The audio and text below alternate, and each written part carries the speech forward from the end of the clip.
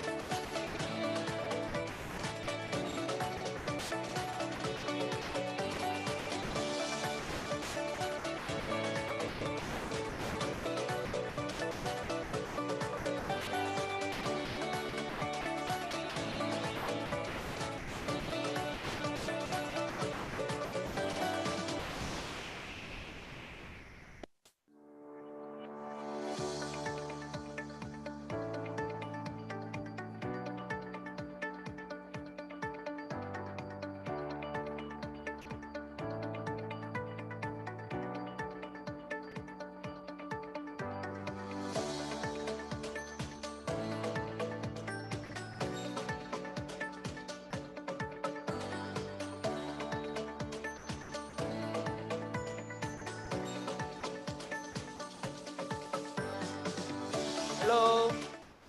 Hello, everybody. Okay.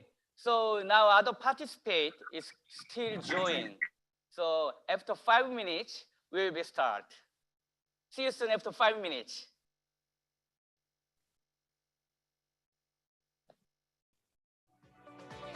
Okay. Okay.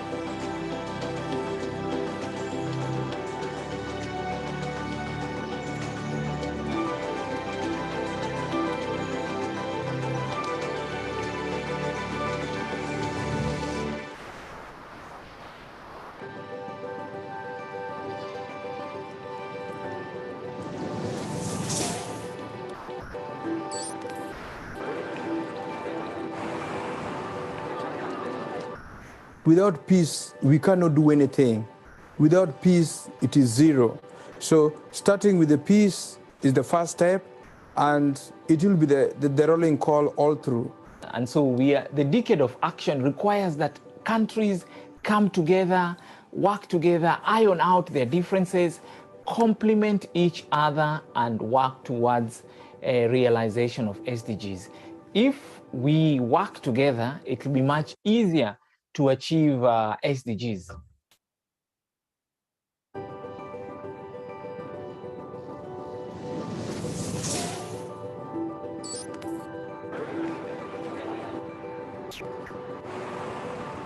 제가 유엔에서 이렇게 쭉 경험해 본 결과는 평화가 없으면 휴먼 라이트, 즉 우리가 갖고 있는 기본권이 보장이 되지 않는다라는 것을 뼈저리게 느꼈습니다.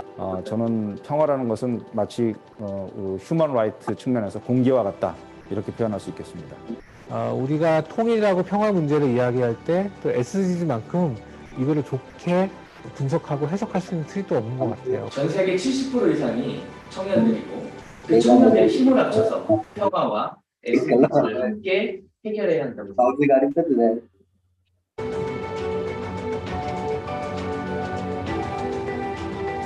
올해 8월 12일부터 14일까지 세계 청년의 날이 시작됩니다. Day 1. Let's talk about youth and peace. Day 2. Talk about youth and sustainable development goals. Day 3. Talk about youth and sustainable business. Experts from each field will gather and join you through online. I would like to invite experts from all the fields to join us for the SDG Conference 2020. Join with us and make your life to be a great success. Is your country peaceful nowadays? Tell me about your country. Come with us. Come with us. Come with us for a peaceful world. 놓치지 마세요.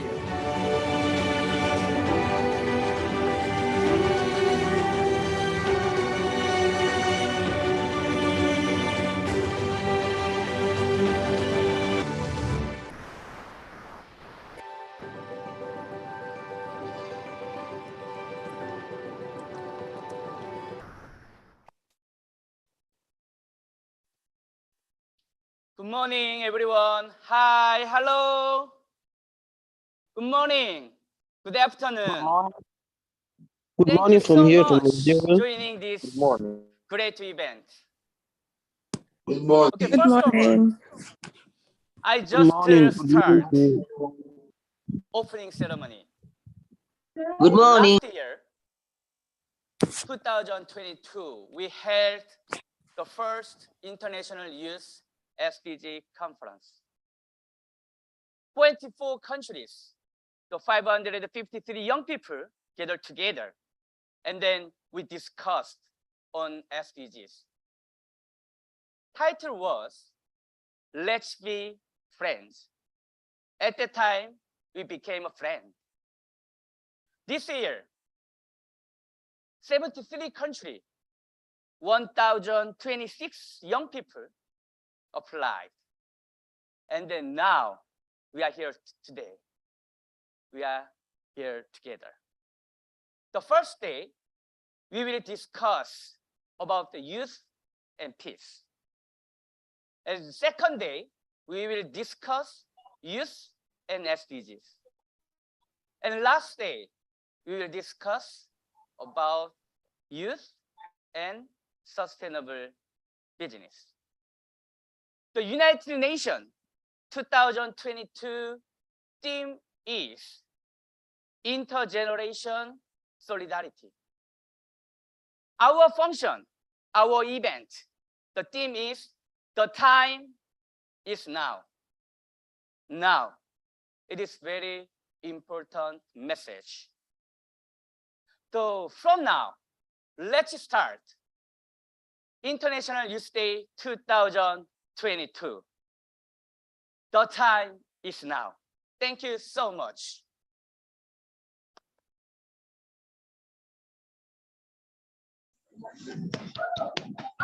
I know now so many participate from Africa. Now Nigeria is 6 a.m. Thank you so much. Too early. It is too early. Not only Nigeria, many Africa countries, it is very early morning. Very appreciate. So I would like to introduce our delegates. The most important delegate are youth. The first, I will introduce the young people from all around the world. Okay, please turn on your mic, please, and then turn on the camera. I want to see your face. Yes, show me your face. Can you see me? Okay, when I call your country, please raise your hand and then say, okay, like me. Okay, first, Nigeria. Where is from Nigeria, young people? Okay. Hello. Okay, thank you so much from Nigeria. It is early morning. Nigeria. Thank you so much once again. Nigeria. Next. Thank you. Thank you. Okay, next Sri Lanka.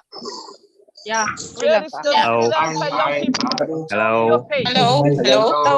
Hello. Good morning. We are from Sri Lanka. Good morning. Good morning. Thank you Good so morning. much. Okay. Next, Uganda. Where is Uganda young people? Here. Hello. Okay. Good morning from Uganda. Okay, thank you so much from Uganda. We are representing. Uganda. Hello. Okay, next, Republic of Korea. Woo. So many so young people from Korea. Thank you so much. Okay. I know the Kenya is now election, during the election. Where is from Kenya? Kenya young people. Okay, thank you so much. Okay, welcome. Welcome to International Youth Day 2022. Next to Ghana. Yes, nice to meet you. Okay, nice to meet you. I am Sri Lanka. Hello. Okay. Hello. Next to India. Where is from India? Nice to I meet you saw all. your flag. Okay. Thank you so much during this event. Thank you. Next to Rwanda. Rwanda, our flag is good. Yes, I see. Okay, I saw your face. Thank you so much. Cameroon. Yes, Cameroon. Thank you so much once again from Cameroon, young people. Malaysia. Yes, Malaysia. Many young people I saw. Yes, thank you so much from Malaysia. Also, DR Congo. Yeah, DR Congo. Thank you so much for joining this conference. Sierra Leone. Hello. Okay. Thank you so much. There are so many young people gathered here today. Thank you so much. Next, Turkey. Okay, Turkey. You normally we pronounce it Turkey, but now they changed to Turkey. Okay, thank you so much from Turkey. Okay, next, Mexico. Okay, thank you so much from Mexico. I think it should be 2 a.m. in Mexico. Yeah, thank you so much once again from Mexico. Yes, this amazing conference in the world. 73 countries. Next, Pakistan. Okay, Pakistan. Thank you so much. Next, Malawi. Okay, thank you so much from Malawi, young people. Hello, I'm Sri Lanka. Okay, thank you. Tanzania. Thank you from Tanzania. Okay, great. Next, Liberia. Okay, thank you so much. Hello. Face. Yes. Okay, next, United States. Yeah, it's the early morning. Thank you so much. And next, Brazil. Okay, Brazil also should be 2 or 3 a.m. Thank you so much. Burkina Faso. Okay, thank you so much. Next, Mongolia. Okay, thank you so much from Mongolia. Next, Morocco. Okay, thank you. Take your head, yes. Okay, next, Romania. Okay, from Europe, thank you so much. Next, Senegal. Okay, good. Wow, special guest from Somalia. Yeah, thank you so much once again, Somalia. Yes. Zambia. Zambia, thank you so much, Zambia. Next, Albania. Thank you so much. Cambodia. Cambodia, young people, good afternoon. Okay, I saw your face. Next, Chad. Okay, from Chad. Next, Colombia. Okay, Colombia is very early morning. Sure. Thank you so much once again. And Ethiopia. Good. Ethiopia. Indonesia. Okay, thank you so much, Indonesia. Italy. Okay, thank you. Thank you so much from Italy. Hi. The Ivory Coast. Okay, thank you so much, Ivory Coast. Next, Philippines. There are so many countries participate. Yeah. Next, Gambia. Gambia, thank you so much from Gambia. And Russia. Yes, Russia. And Ukraine. Okay, thank you so much from Ukraine. Next, Afghanistan. Yes, from Afghanistan. Thank you so much. And then Angola. Okay, thank you so much from Angola. I saw first time this country, Angola. Yes, from Angola. Next, Benin. Okay. And next, Bosnia and Herzegovina. Okay, thank you so much. And next, Botswana. Okay, good, hi. Next, Burundi. Okay, great. And Canada. Yes. So because of the 73 countries, so it is so long, but we have to greet. From Guinea. Okay, thank you so much from Guinea. And Guyana. Yes, thank you. And next, IT. Okay, IT. And Hong Kong. Okay, great. And Iran. Okay. And Iraq.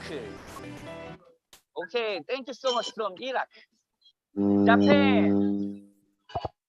Yes, thank you. And Kazakhstan. Hello. Okay, hello. Good, thank you so much. Madagascar. Country, different country. My mission. And then Mali. Good, good. Moldova. Thank you so much once again. Nepal. Okay. And New Zealand. Good, good. North Macedonia.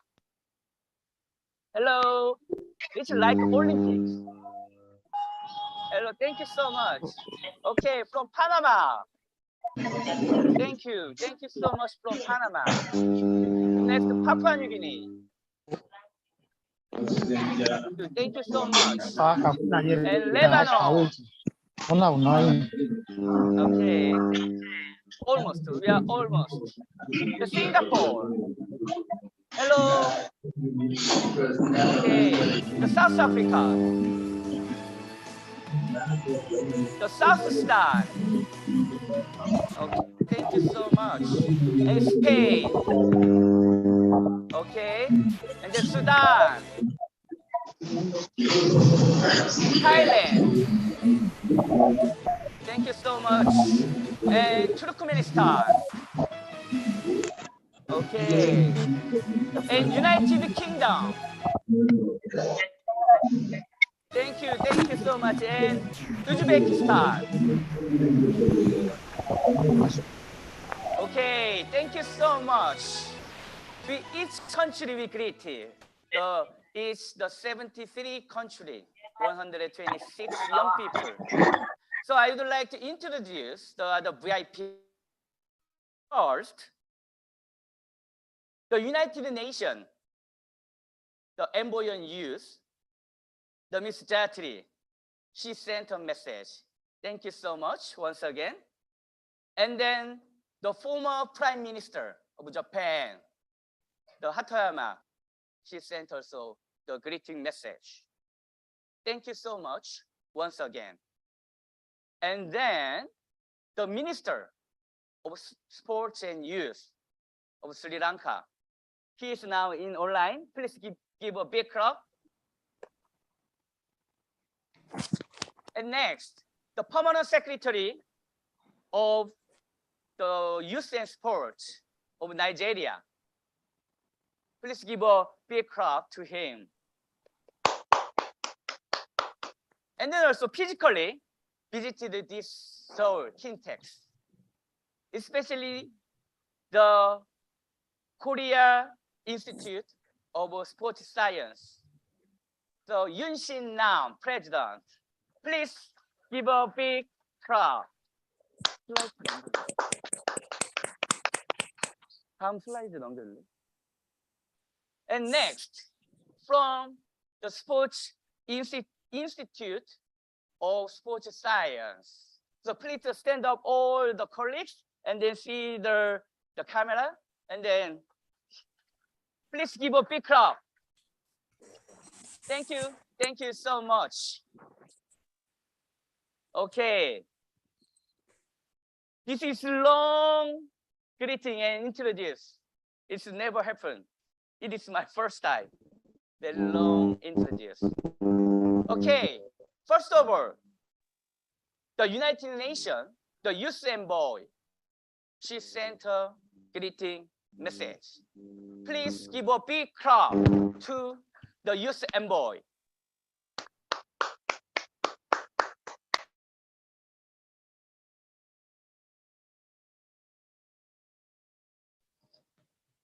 She sent the video message. So actually, she is very busy time on the International Youth Day. We call again the video message. Please once again give a big clap to her. Greetings everyone and happy International Youth Day. My name is Jayatma Vikramanayaka and I am the United Nations Secretary General's Envoy on Youth. It is an absolute pleasure and a privilege to join young people all over the world to celebrate this important day. Young people make up one of the largest and most interconnected generations of youth ever. But in all corners of the world, young people also face enormous challenges. The COVID-19 pandemic, the climate crisis, deepening systemic inequalities, and protracted conflicts. As is often the case, the most impacted are also the most marginalized, including young women and girls, LGBTIQ youth, young people with disabilities, youth from indigenous communities, and young refugees, to name just a few. The choices we make or fail to make today will determine whether we break down or break through in response to these challenges we are experiencing. So, as young people continue to act as formidable forces leading the way to halt the climate emergency, as they stand up for peace and justice and against all forms of discrimination, and as they demand their rights and hold decision makers accountable, let us remember that we have more to gain together in solidarity than we do apart. Yet, far too often, still youth inclusion becomes a tokenistic ticking the box exercise. This can and this must change. collectively overcoming inequity and the intergenerational gap in power that prevents young people from meaningfully participating at all levels will be the difference between success and failure. This is especially true when it comes to raising and redefining the ambition of the UN and governments around the world. Sharing a seat at the table and sharing power with young people, especially those left furthest behind, is not about doing youth a favor. It is about fulfilling their fundamental human rights. This is something that is fundamentally at the heart of the UN's own youth strategy, Youth 2030. But while we know that young people have the right to be included in decision-making, our political systems continue to remain unfit for this vision. Nearly half of the world's population is under 30, yet only 2.6% of parliamentarians are under 30. And the average age of our political leaders is 62 years. Despite their resilience, young people cannot do it on their own. To support young people's political participation and amplify young voices in public life, today's younger generation needs allies who will help move their words from ambition into action to reach young people regardless of where they are, in villages, in favelas, in refugee camps, cities, or islands, ensuring that no one is left behind. Young people are the experts of their own realities.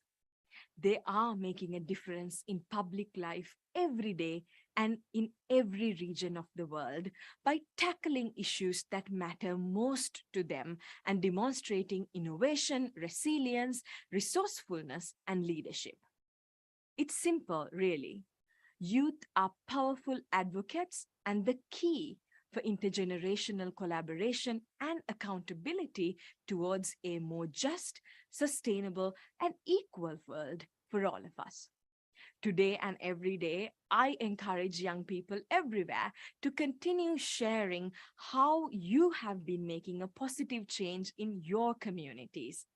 And I'm calling on all stakeholders to take action to support youth leadership and participation. It's about time for young people to be seen and to be heard. Thank you.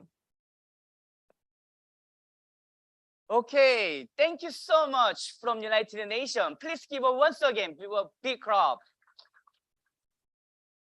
Okay, thank you so much. Thank you so much. Okay, this is very special message. So this year, the United Nations theme is the intergeneration solidarity. Our topic is the time is now, not tomorrow, now, today. Yeah, that is our theme. Okay, I will give the opening remarks. Okay, once again, I greet.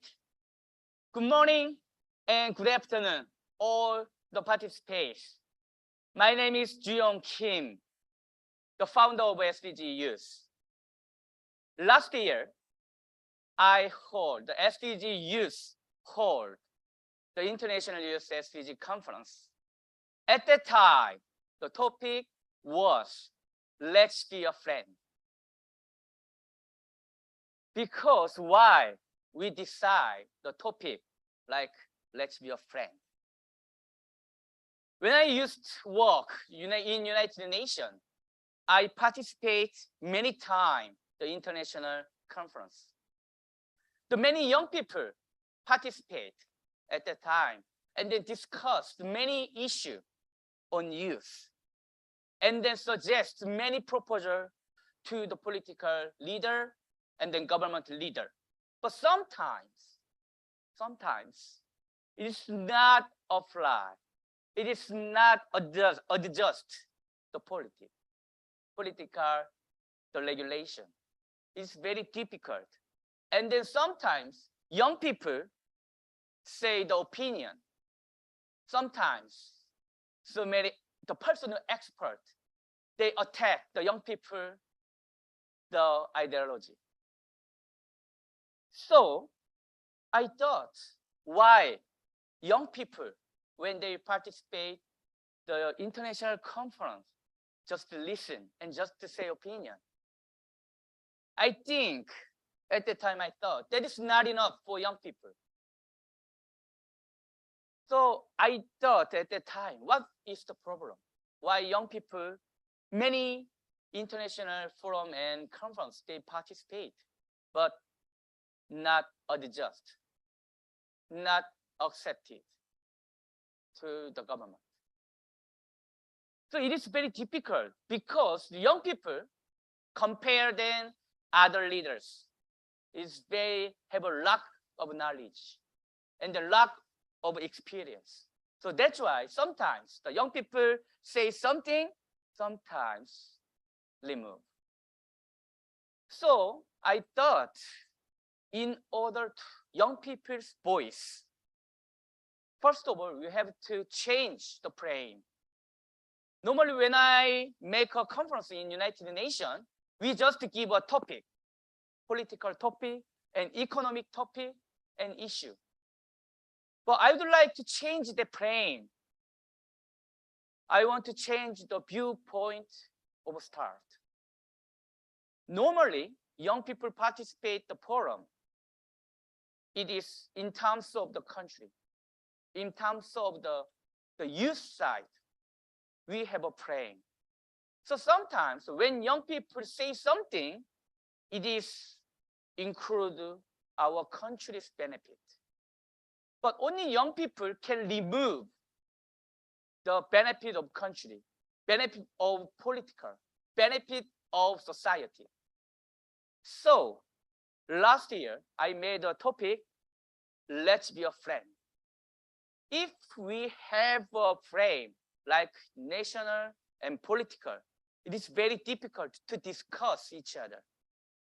But first of all, we think we are friends. It is very easily we can talk about our issue. So that's why last year, we made a theme, let's be a friend. This year, we start, the time is now, as a friend. So we are learning for 3 days. We will discuss about peace. We will discuss about SDGs. We will discuss about sustainable business as a friend. If we discuss, if we share as a friend, it is very easily we can share our own story. And then we can easily adapt, easily understand, and then easily forgiveness. And then we easily can cooperate if we are friends. That's why during the International Youth Day, please feel free to discuss as a friend. That is our theme. The time is now. Today, our topic is peace. Before we start conference, we receive the survey. Among 1,026 young people, they said, we didn't know the Korean peninsula was divided. Wow, it's very amazing. I thought everybody knows, but 53%, they didn't know the Korean peninsula is divided. It is very shock, the survey in terms of me. I would like to discuss, not politically, not economically, not socially, as a friend. Feel free we discuss. If we are friends, you can easily question to Korean friends. Why you divide? But if we are not friends, if I ask why you divide between the North Korea and South Korea, it will be fight, not friend. So that's why first make a friend, and then feel free to discuss. I would like to suggest to all the young people. 2019, many Korean young people, they rushed to America to find out their dream. The Korean people will say American dream. So many young people from Korea, they moved to America to find out their dream. But now, if Korea will reunite. It will happen again, like American dream. I suggest it will be Korean dream. As you know, North Korea, there is no infra. Maybe if we reunite, it will be great chance to all the young people. I suggest, please come to Korea and try your dream. So through this conference, I hope we discuss together, especially young people.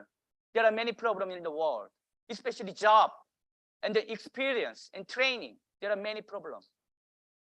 But I suggest if Korea reunited, it will be very great opportunity to all the young people. So I want to discuss, after united, the Korean Peninsula, what should I do? What do I do in reunited Korea? So let's discuss together. Thank you so much, all the participants. Let's discuss. The time is now. Thank you so much once again.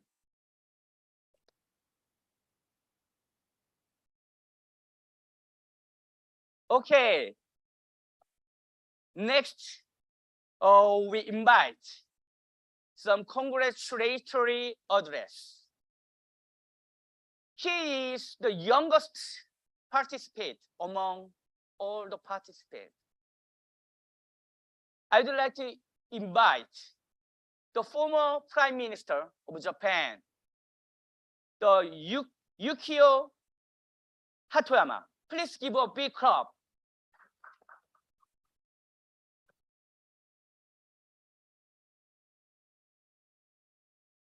皆さん、こんにちは。鳩山幸夫です。本日は2022年世界青年の日を心からお祝い申し上げますとともに、世界中の若者が平和や SDGs など、今この地球を取り巻く世界共通の話題について、国境を越えた議論が巻き起こることを大変期待をしております。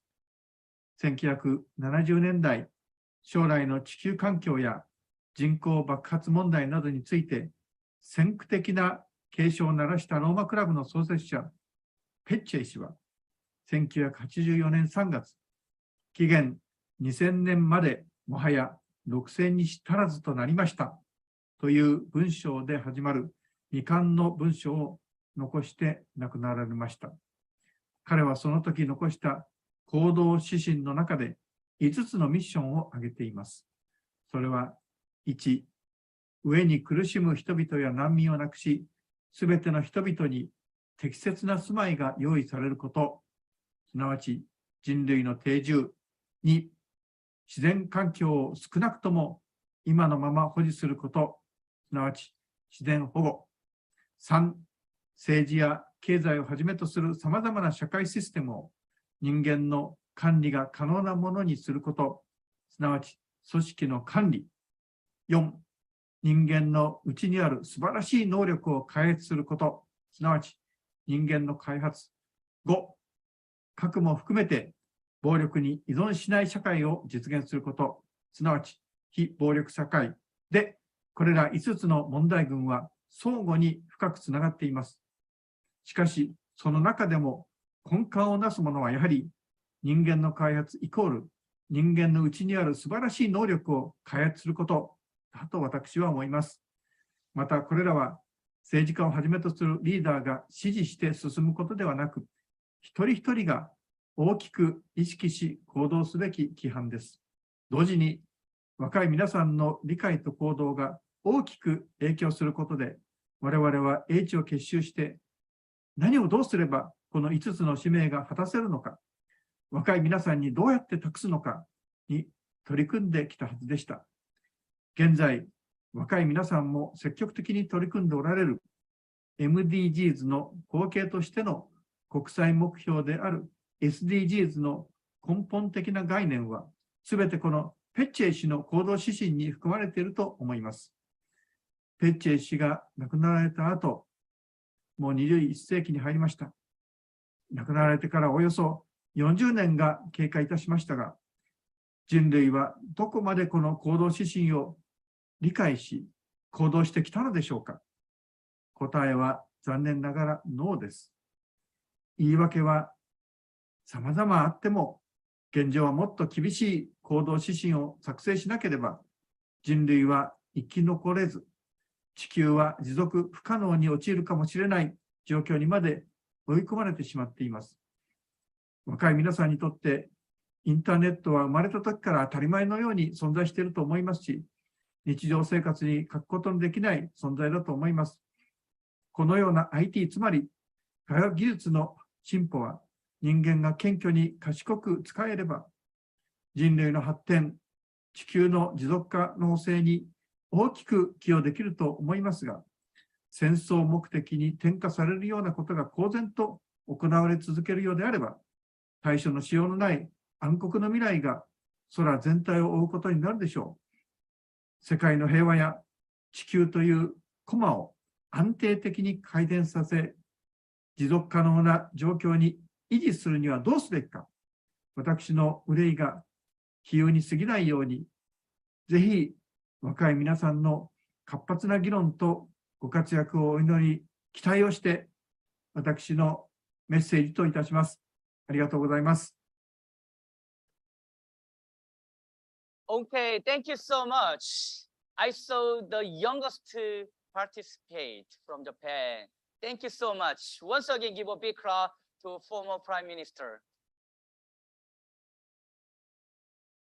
Okay, next message from Korea National Assembly.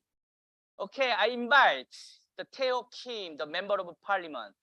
So when he comes to the stage, please give a big clap. Hello, I am Tae-ho Kim, a member of the Foreign Affairs and Unification Committee.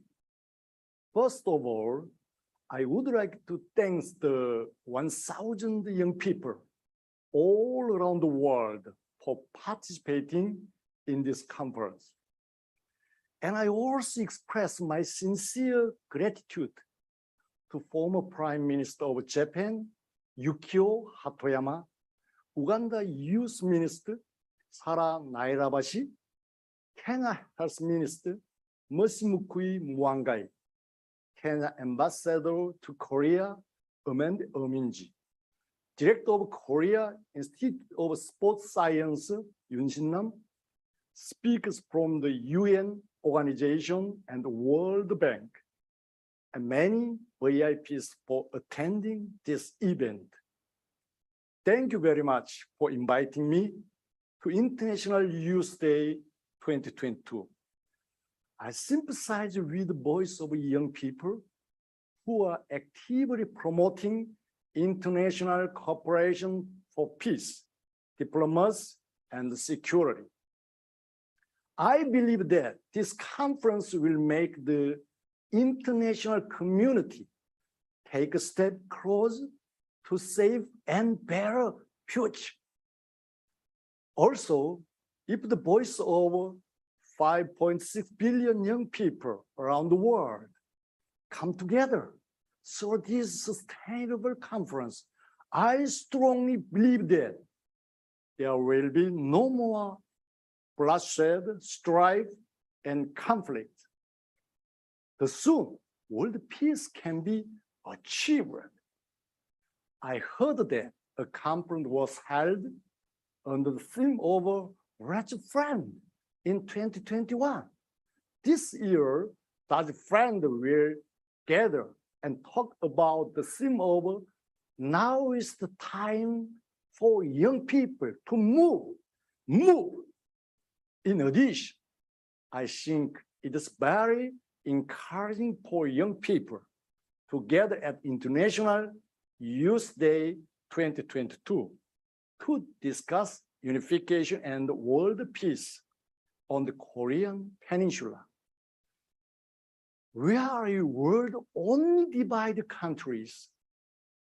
I will work hard for international cooperation and a sustainable world with young people gathering here by expanding the peace of Korean Peninsula to world peace.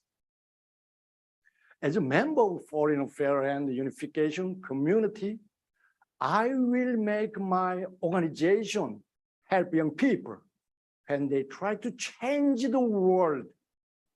Lastly, I will wrap up by shooting the slogan, "The time is now," wishing for peace and well-being in the international community. This time is now. You are the world, you are the one, you are the family. Thank you very much. Okay, thank you so much from the Member of Parliament, Tae-ho Kim. Okay, next. This is very special speech, the minister now in life.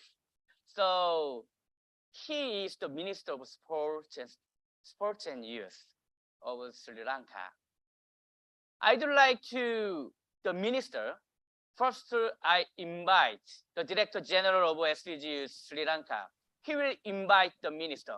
Please give a big clap to our SDG Director General, Chulan. Give a big clap. Hello, everyone. Good morning, good afternoon, and good evening, everybody, all the youth in the world. Now, I am Chulan Kumar Ratnayaka, Director General of SDG Youth Sri Lanka, going to invite the Youth Minister of Sri Lanka, Honorable Roshan Ranasinghe, to address the International Youth Peace Conference 2022. Dear Minister, please take your opportunity and address the world youth. Thank you. Okay, thank you.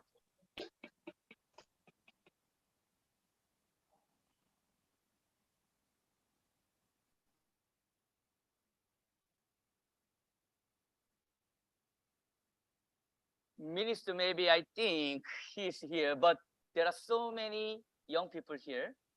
So please switch on Minister's mic. Yeah. Ayubowan. Ayubowan. Good morning, good afternoon, good evening, good night. It's my great pleasure to take part in this international conference as a special guest of this great occasion, which is based on the topic, the youth effort for the peace. First of all, I take opportunity to wish entire youth in this world on this International Youth Day. And I want to mention something. If you are respect any individual, of course there is peace.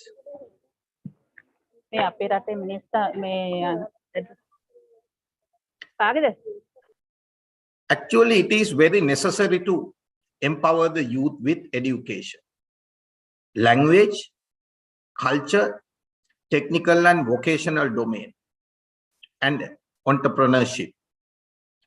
Especially, we have to focus on entrepreneurship, capacity to promote the skills of younger generation.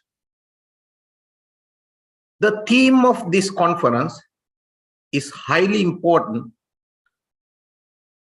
as peace is very necessary in all respects of the country, by paving the way for active contribution from youth and make them aware about sensitive social, professional, intellectual and spiritual engagement.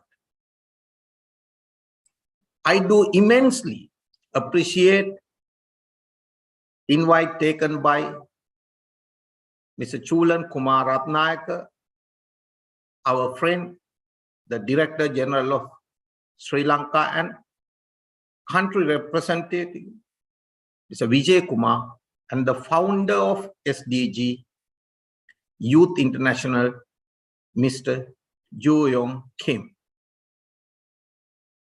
Thank you very much, Mr. Ju, invited me for this conference.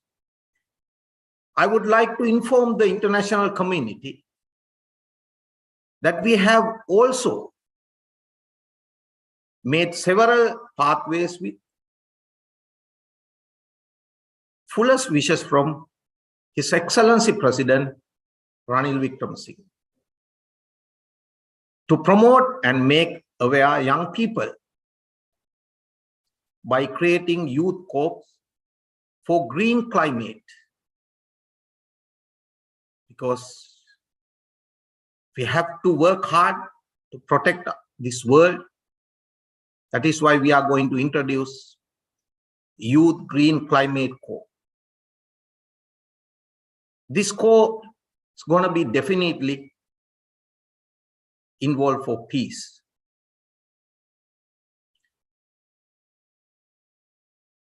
It's global context to take immediate measures for creating peace and sustainable development on the economic, social phenomenon in all respect of the country. I would like to shower my congratulations for the conference. Thank you very much. And we have to work hard, and we have to think innovatively, and we have to, again, I'm requesting, if we respect all individuals, definitely they are. Thank you very much giving this opportunity to wish for our young crowd in this world. Good luck, everyone. Thank you so much. Thank you so much once again, the Minister Thank you very much of Youth and Sports. I know I saw many news regarding the Sri Lanka. Now established the new government. I hope also I greet, I am then empowered to Sri Lanka new government. Thank you so much once again. Please give one more big clap. Okay, next message from Nigeria. Actually, we SDGs, we have a 4-country chapter. Today, we will kick off the Nigeria. So before I invite the Permanent Secretary of Sports and Youth, I would like to invite the country representative of Nigeria, the Mr. Ujo. So please give a big clap to Ujo. Good morning, good afternoon, good evening to everyone. It is my pleasure on behalf of the Nigerian youth participating at this important conference to humbly and respectfully invite the Permanent Secretary, Federal Ministry of Youth and Sports, Honorable Ismail Abubakar, to please address this conference. Thank you very much.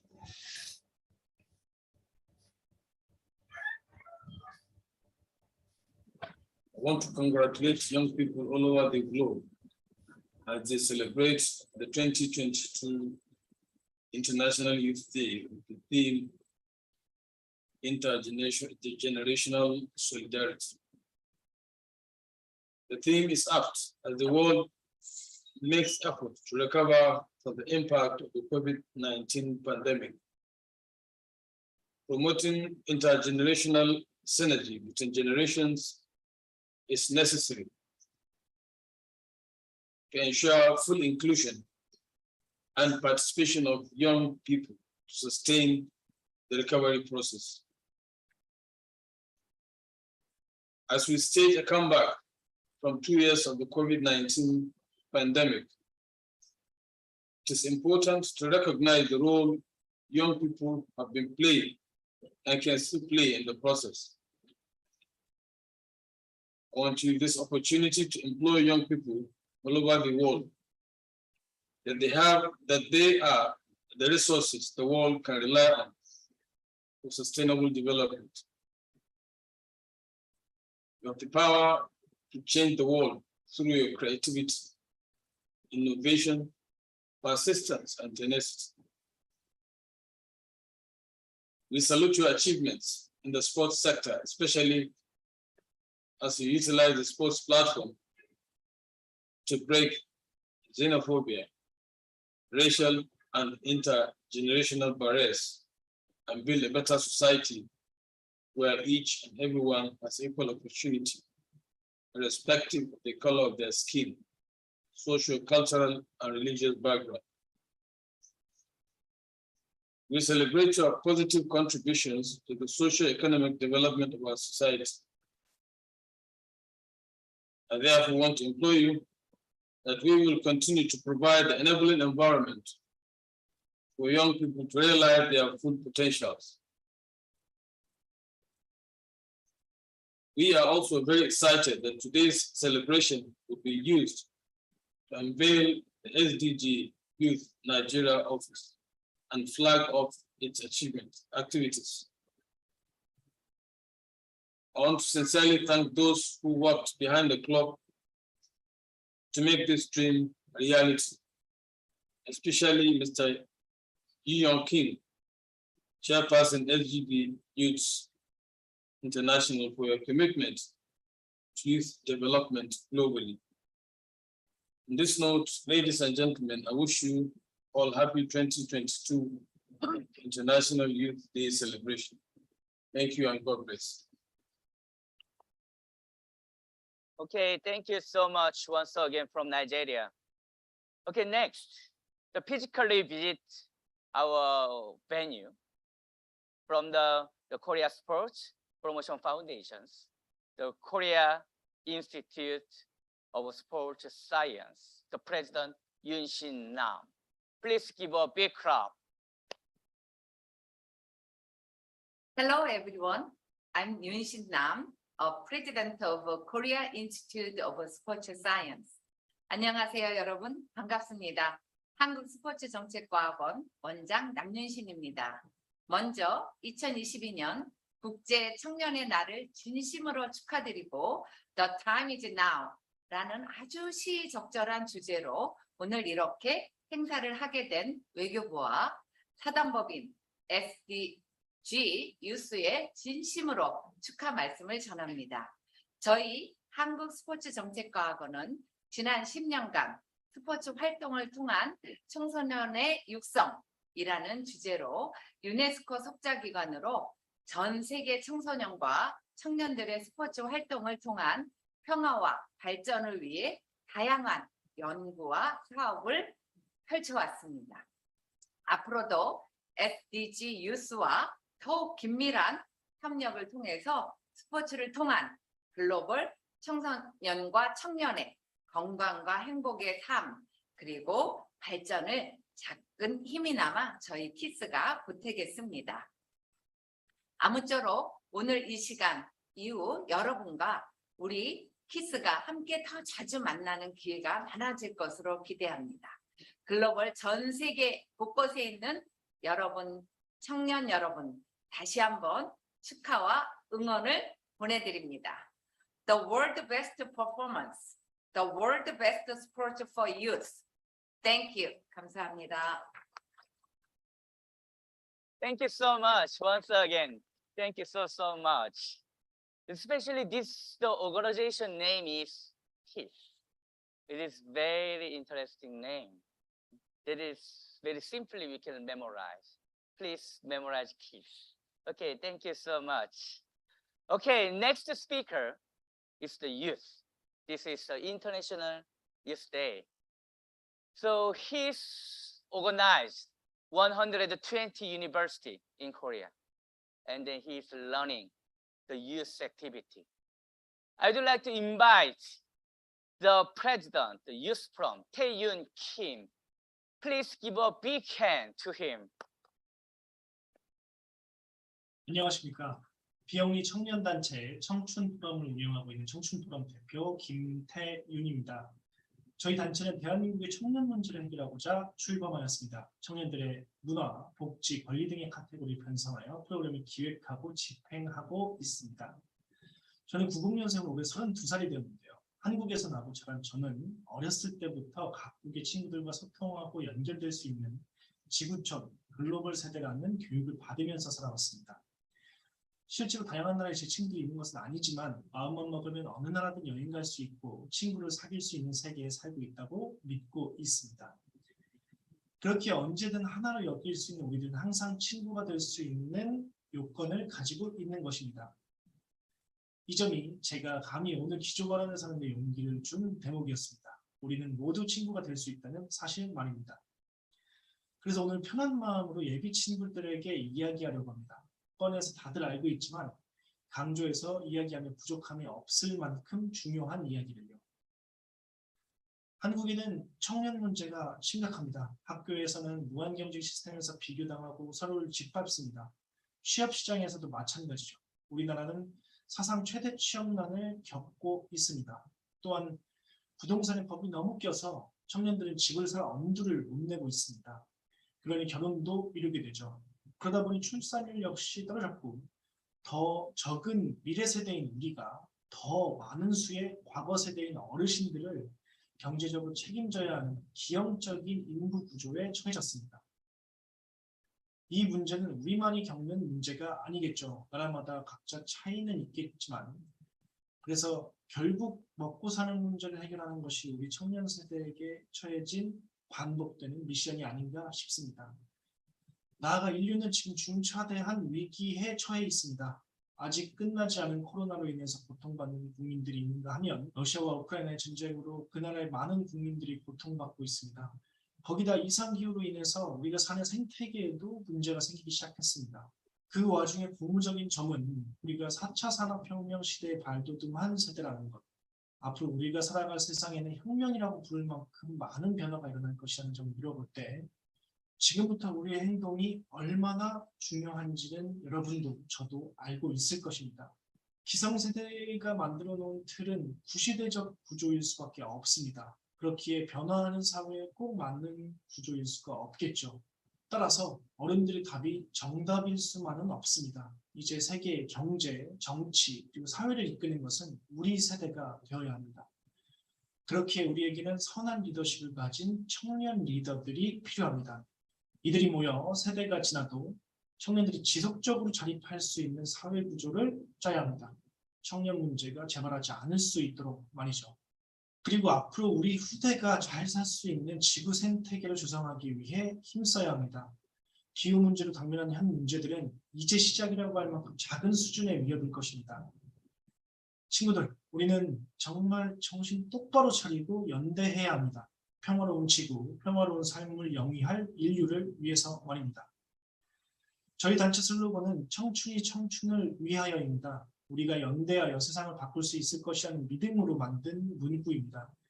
저 개인 김태윤은 그리고 단일 국가 대한민국 청년으로는 이 세상을 바꾸는 데 힘에 붙일지 모르겠지만 세계 각국에 있는 저의 예비 친구들이 여러분들이 있다면 가능할 것이라고 믿습니다. 우리 함께 더 나은 세상을 위해서 나아가 보기를 제안드리고 싶습니다. 오프라인으로 여러분들을 또 만날 수 있는 기회가 주어지기를 간절히 바라면서 이상 청춘포럼 대표 김태윤이었습니다. 들어주셔서 감사합니다. Thank you so much. Thank you so much. Now he's one of the representatives of Korean youth. As I know, among our participants, majority are the university student. Also, he just graduated the university student. So we can collaborate together, Korean university student and young people together through this conference. Thank you so much once again. And then last speech. He's Korean, but now he based in Nairobi, Kenya.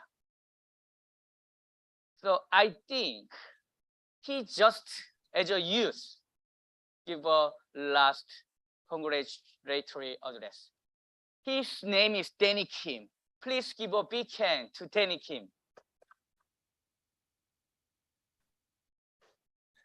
Hello guys, what's up? What's up? Good to see you. My name is Danny Kim from South Korea. I'm just normal youth. Right now I'm in Africa, Kenya. So honored to speak and so thankful to SDG Youth to give us great opportunity. Today's topic is peace, and the slogan is "The time is now." Before I talk, let me share my goal with you. My ultimate goal is to give poor people more opportunity through youth. So right now I'm focusing on one of the largest slum in Africa called Kibera. It's in Kenya. Since 2018, I've done many projects in Kibera, such as cleaning up the trash, making garden with the Kibera youth during every break in my university. So today, I want to talk about two things. First is a small action, and second is together with youth. So for small action, before I came to Kenya first time, it was 2017, and I was in Korea. I wanted to do some volunteer work in Kenya. So I said, let's go.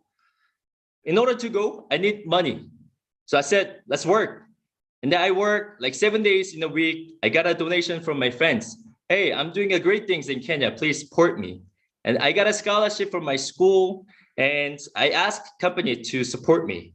So now I had money. I came to Kenya, but I didn't know anybody.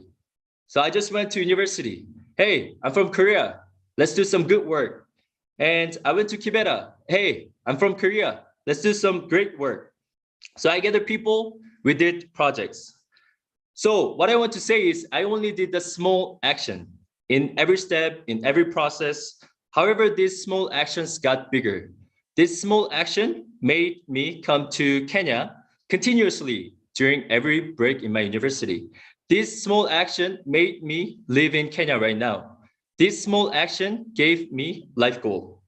So now I'm trying to do another small action right now. I'm doing a YouTube. It's called Korean African Prince. The reason why I'm trying to do this is I want to show people about Kibera and Kibera youth. So right now we're planning to do some small business such as a delivery in Kibera. So we just got an office and we're working hard. We're gonna work hard, you will see. So second thing, I want to talk about together with youth. I could not do any projects without this Kibera youth. I did not know them before. We just met in Kenya, but we got together, we talk every day, we had a meeting every day, we discussed how we can develop the Kibera, how we can develop our projects. So we prepared together, we bought stuff together, and we did it together. I could not do it by myself. Now we're like brothers. We always take care of each other, and we can do more. And we're youth. Youth should be together, and we need to do something. So I want to tell you the conclusion. Because of two things, small action and together with youth, many things change in my life.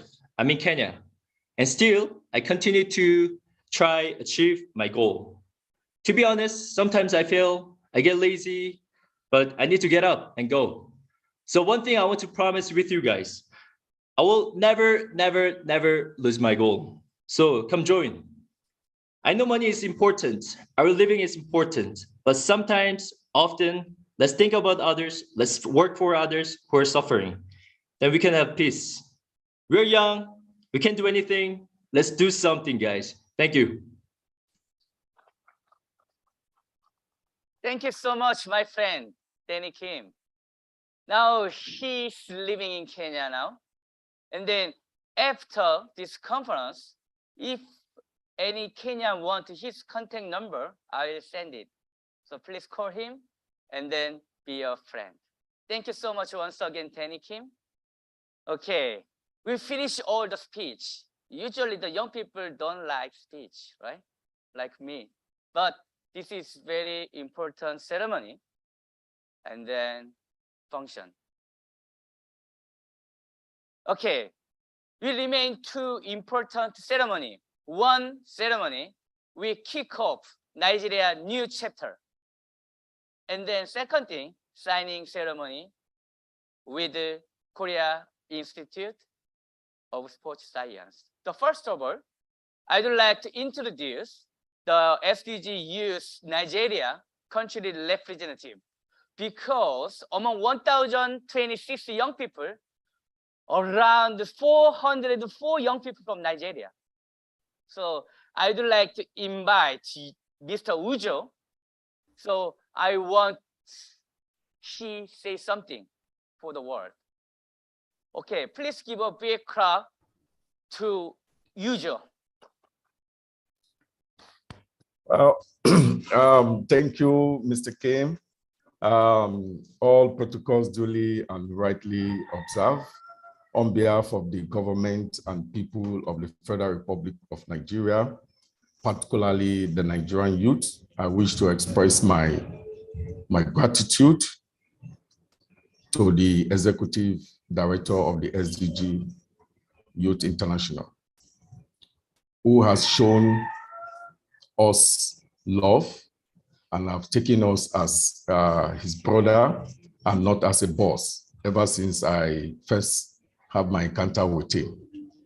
I also wish to extend my sincere appreciation to the Federal Ministry of Youth and Sports, Nigeria, for their support and encouragement since my appointment to this service.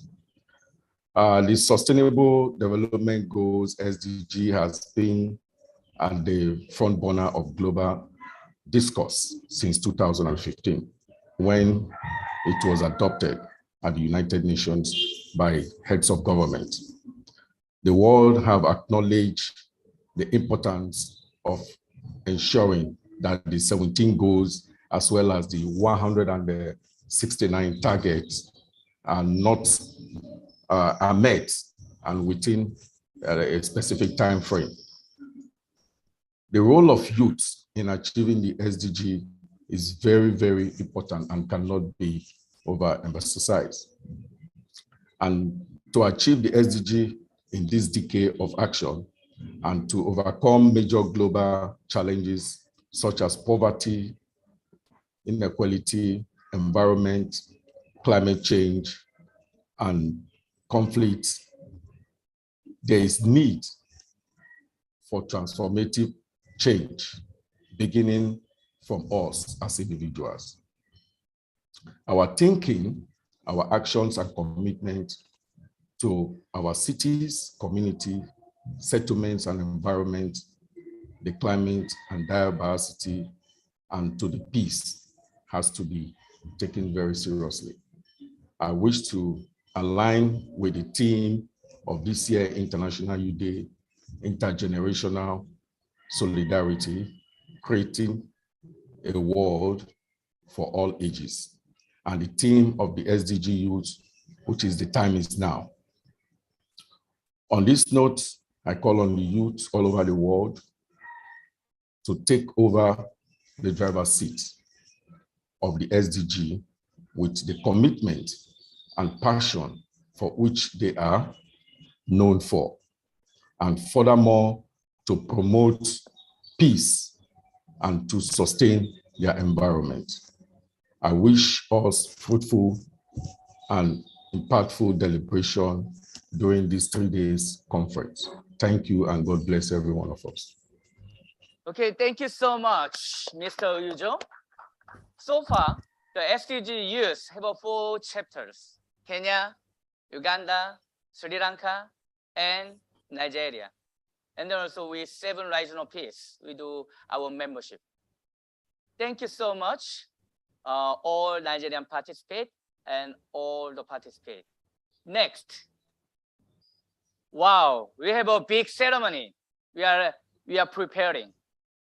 So we will have a signing ceremony with the Korea Institute of Sports Science.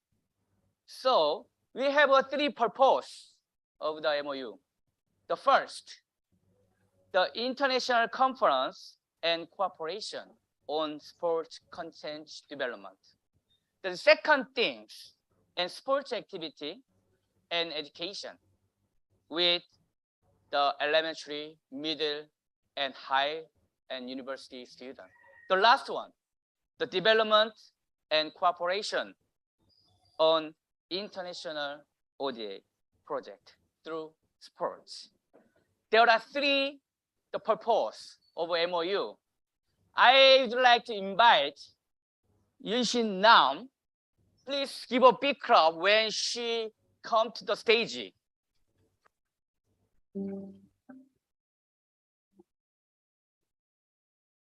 Today is very meaningful day.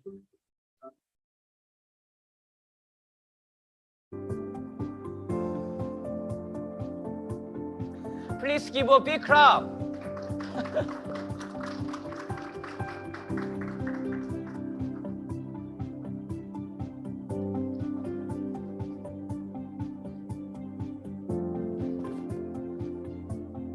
It will be the historical memorandum.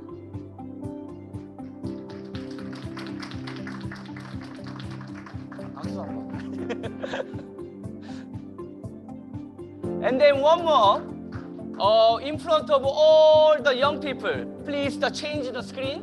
And then in front of all the young people, please take a photo together. Yeah.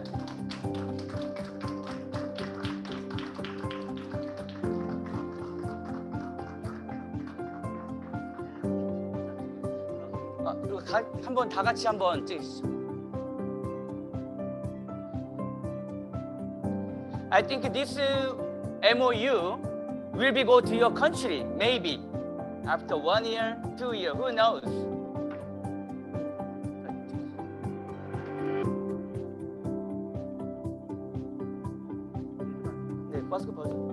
Please, everybody join this portal.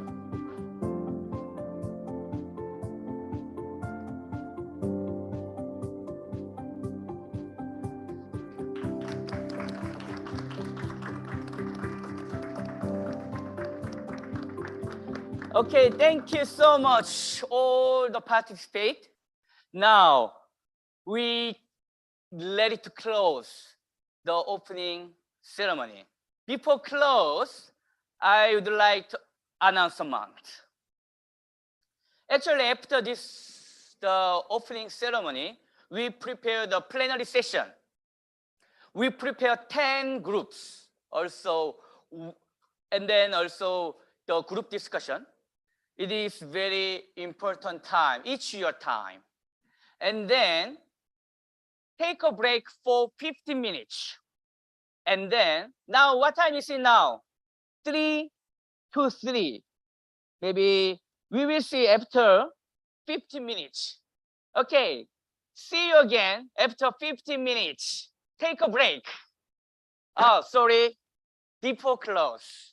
Well, everybody, please switch on your camera, and then switch on your mic. Please switch on your mic and camera.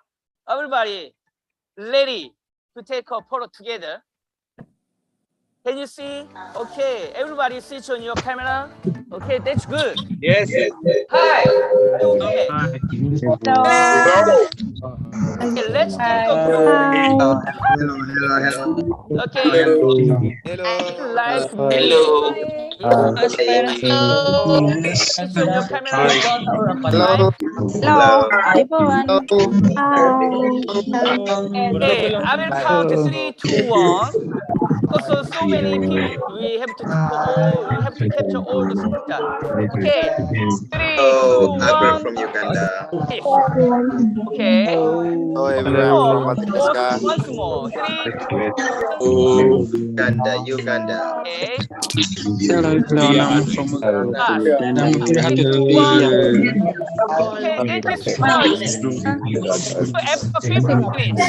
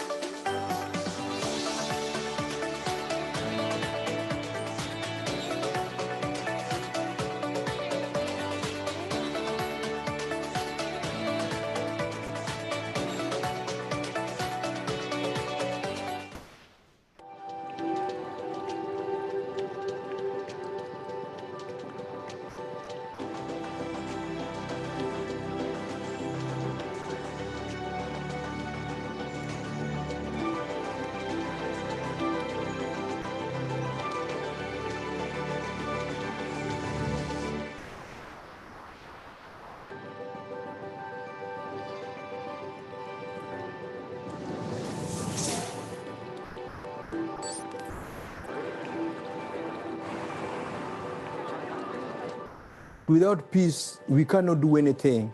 Without peace, it is zero. So starting with the peace is the first step, and it will be the rolling call all through. And so the decade of action requires that countries come together, work together, iron out their differences, complement each other, and work towards a realization of SDGs. If we work together, it will be much easier to achieve SDGs.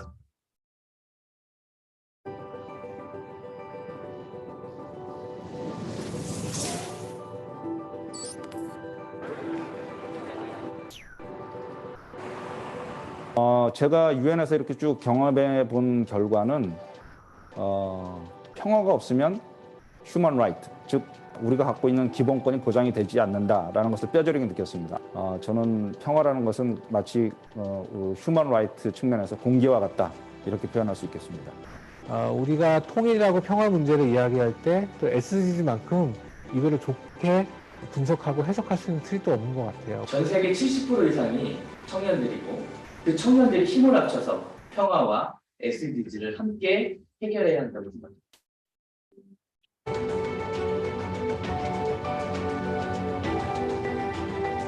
올해 8월 12일부터 14일까지 세계 청년의 날이 시작됩니다. Day 1. Let's talk about youth and peace. Day 2. Talk about youth and sustainable development goals. Day 3. Talk about youth and sustainable business. Experts from each field will gather and join you through online. I would like to invite experts from all the fields to join us for the SDG Youth Conference 2020. Join with us and make your life to be a great success. Is your country peaceful nowadays? Tell me about your country. Come with us. Come with us. Come with us for a peaceful world. 놓치지 마세요.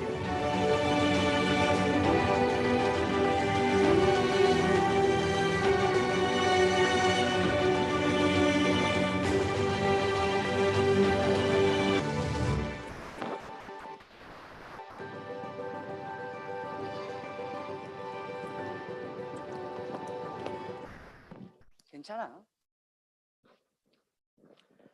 Hello. Have a good break time. Okay. Okay, please back to your location. Back to your seat. Okay.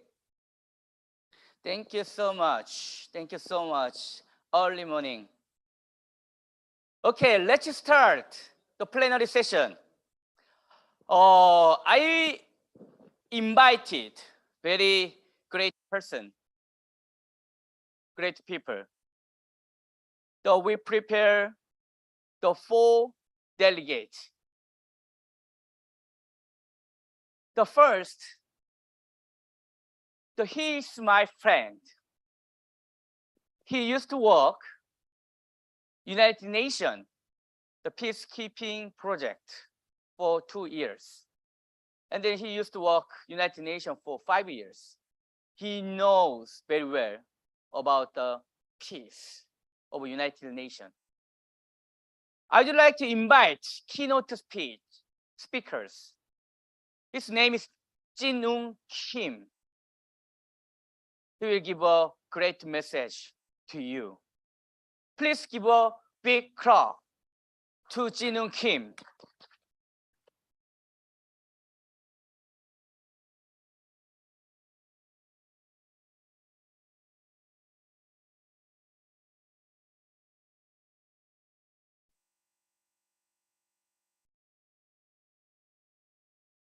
목소리가 잘 안 들립니다.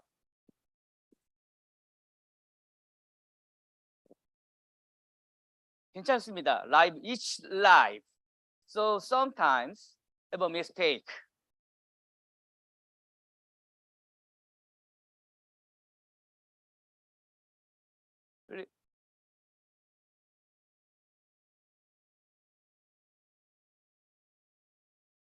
So could you please try again?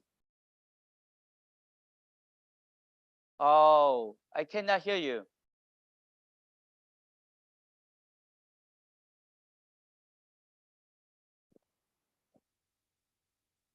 I just talk about before you done the preparation. So if you finish the preparation, please say Kim, like that. Okay, this session, would like to invite 4 delegates from the world. The first, the keynote speech, the Jinung Kim. Now, he is working for Pyeongtaek International Center. And next speaker, the Akolade, Mr. Akolade. He is working for UNHCR Uganda. And next speaker from the Korea Institute of Sports Science, Dr. Hyunju Jo. The next speaker will be the Secretary General of the Uni Korea Foundation, Mr. John Byung-gil John. And the last speaker will be the Saikat from Bangladesh. So we prepared the 5 speakers for plenary session. Are you ready, Jinung Kim? Okay, it is in live sometimes, especially if I speak something at that time have a problem in ICT machine. I think many people maybe happened like that. Okay, first, we changed the schedule. First of all, Akolade, are you there? Because of the technical problem. Yeah, Yes, I'm here, Kim. Okay, hi Akolade, how are you? Fine, good morning from Imbarara, Uganda, and happy International Day. Because of some technical problem. So if you are okay, please give a speech first. Is it okay, Akolade? Yeah, that is okay. Thank you, so Kim. much. Okay, first, I invite the Mr. Akolade. He's working for UNHCR Uganda. So please give a big clap to Akolade. Thank you so much, Kim. Good morning, good afternoon, good evening to all the youth across the world. I would like to congratulate you on International Youth Day. I'm from Nigeria. I'm also in the category of youth. I've worked around East Africa, in Kenya, now in Uganda, and I've been in Somalia before. So I work with UNHCR, as been mentioned by Kim. So my role today is to make a presentation on the pain and tragedy of refugees after the war. On an occasion like this, it's very important for us to remind ourselves about the issue of the global peace, what is happening around the whole world, and the effect of the war that is ripple into the issue of refugee. Next slide.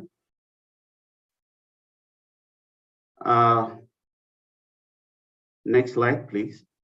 Okay, who is a refugee? As I've mentioned, in terms of the effect of war that brought up the issue of refugee.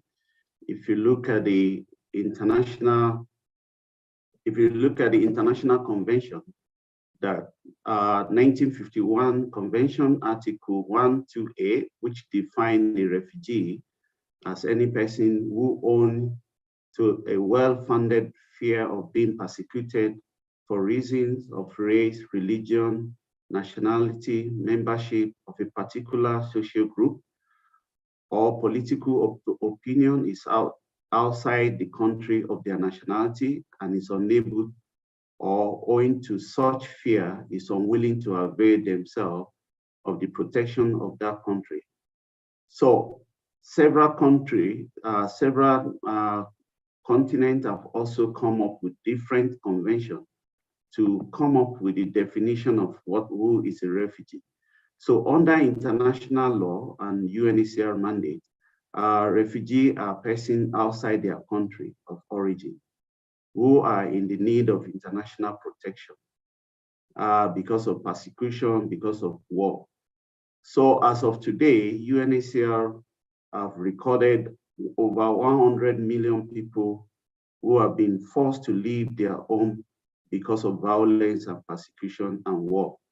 We have refugees across the world, as we are seeing currently now in Ukraine crisis, where there is a war between Ukraine and Russia, and this has made many people to cross from Ukraine to different European countries to seek asylum.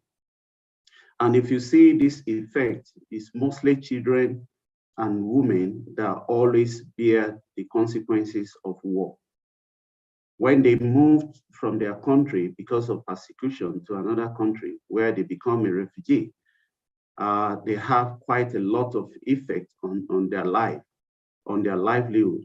So as a refugee in a third country, the situation is not always pleasant for such people because they leave behind all their livelihood. They leave behind everything that they are used to in their own country to seek refugee and asylum. Next slide. So what is the need, refugee need? When we talk of refugee, the insecurity that refugee and internally displaced people that make them to leave their country, there are a lot of issues that we can trace to that. In terms of war, in terms of fighting, one tribe fighting each other, one country fighting another country. So this creates a lot of issues, including lack of access to food, healthcare, housing, employment, and clean water, as well as a loss of community.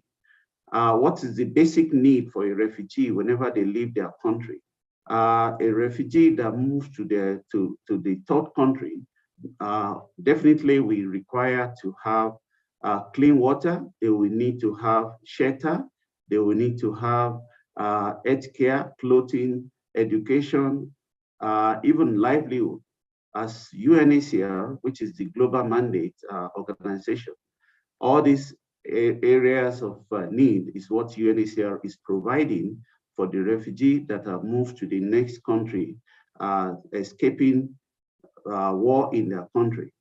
They do this in close collaboration with the government, the hosting government of the country that the refugees are moving into. Next slide, please. What is the impact of war on refugees? There are quite a lot of issues when someone leaves their country to go into another country. First of all, it will have a lot of negative impact on them because they will leave behind everything that they are used to.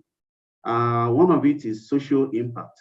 When we talk of impact of war on refugees, it will definitely affect their environment, the environment they are used to. It will impact on their education, displacement, impact on women and children, as I mentioned earlier. These are the gender that is really affected in terms of when someone becomes a refugee. Also, it also affects their cultural property.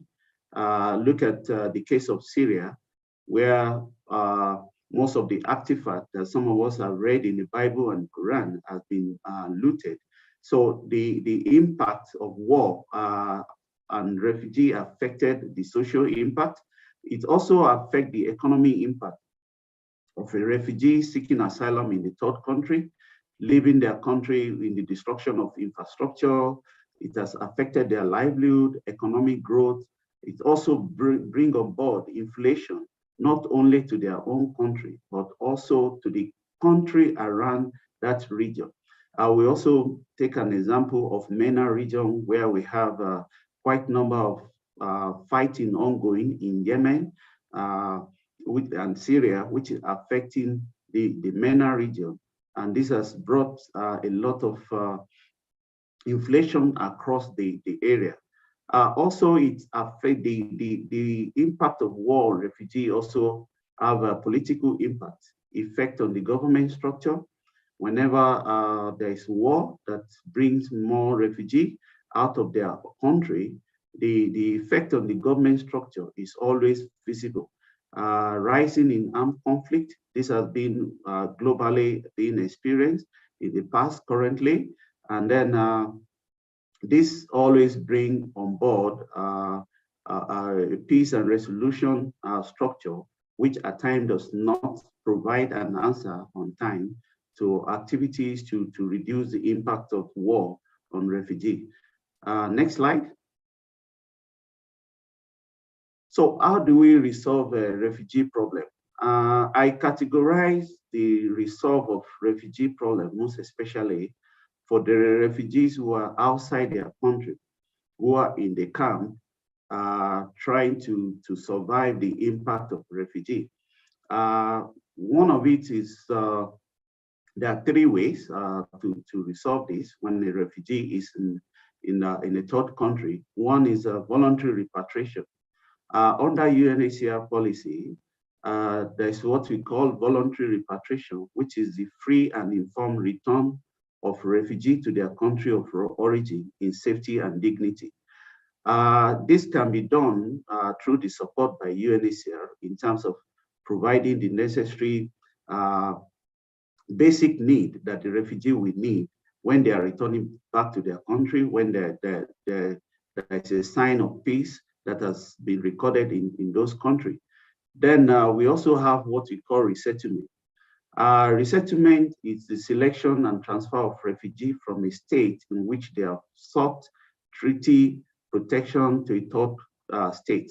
This has been a policy that UNHCR has been doing in close collaboration with third country to resettle refugee. For instance, if a refugee from Africa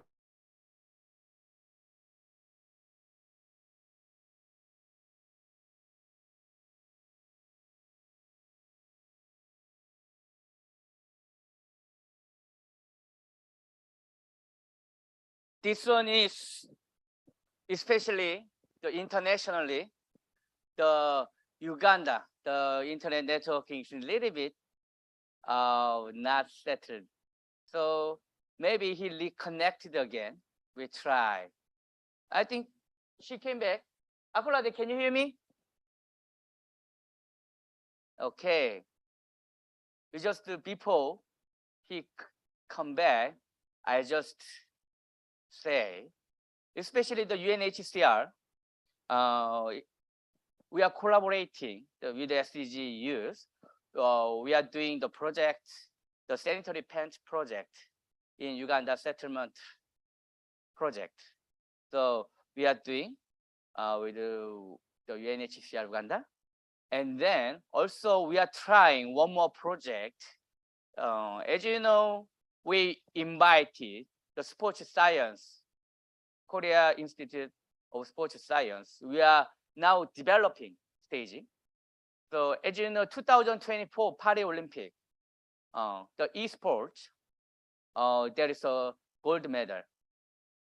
So we are trying to make some esports training place for the player of esports for 2024 Paris Olympics. This one is very interesting project because of I saw the 2020 Tokyo Olympic. There was the taekwondo game. Some refugee settlement, the player came to the taekwondo game in 2020 Tokyo Olympic. So we try to 2022 Paris Olympic. We try and train them in the refugee settlement, young people, and then we go to Paris Olympic in the esports game. So try to make a gold medal. So that's why today we invite the Korea Institute of Sports Science. So this is the initial stage. That kind of things, SDGs, we are trying. Akulade, still are you there? I'm continuously asking. Is here? if you back, okay, he trying reconnect. This is the interest because of the we are international the conference. The many different places have a different the internet environment. So sometimes happen like this. As your MC, this kind of situation is very nervous and they're worried, but it's okay.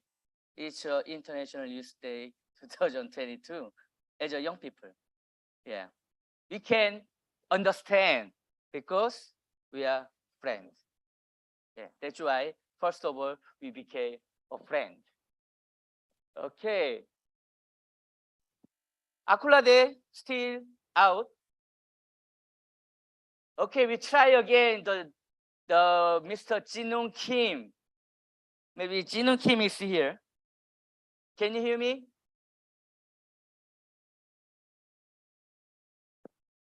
Wow, still problem. Yeah, it is happen. It's okay. Yeah, we can understand because we are friends. Maybe if we didn't know, maybe each other, some people say, wow, what happened? This is the official International Day. Wow, it is big mistake, but it's fine. You can understand and then we can pass because we are a friend. So we try next speaker. The Dr. Hyunju Jo, he's here. She's here. So we invite the Dr. Hyunju Jo. He will mention and then she will say about P through sports. Please give a big clap. She come to the stage.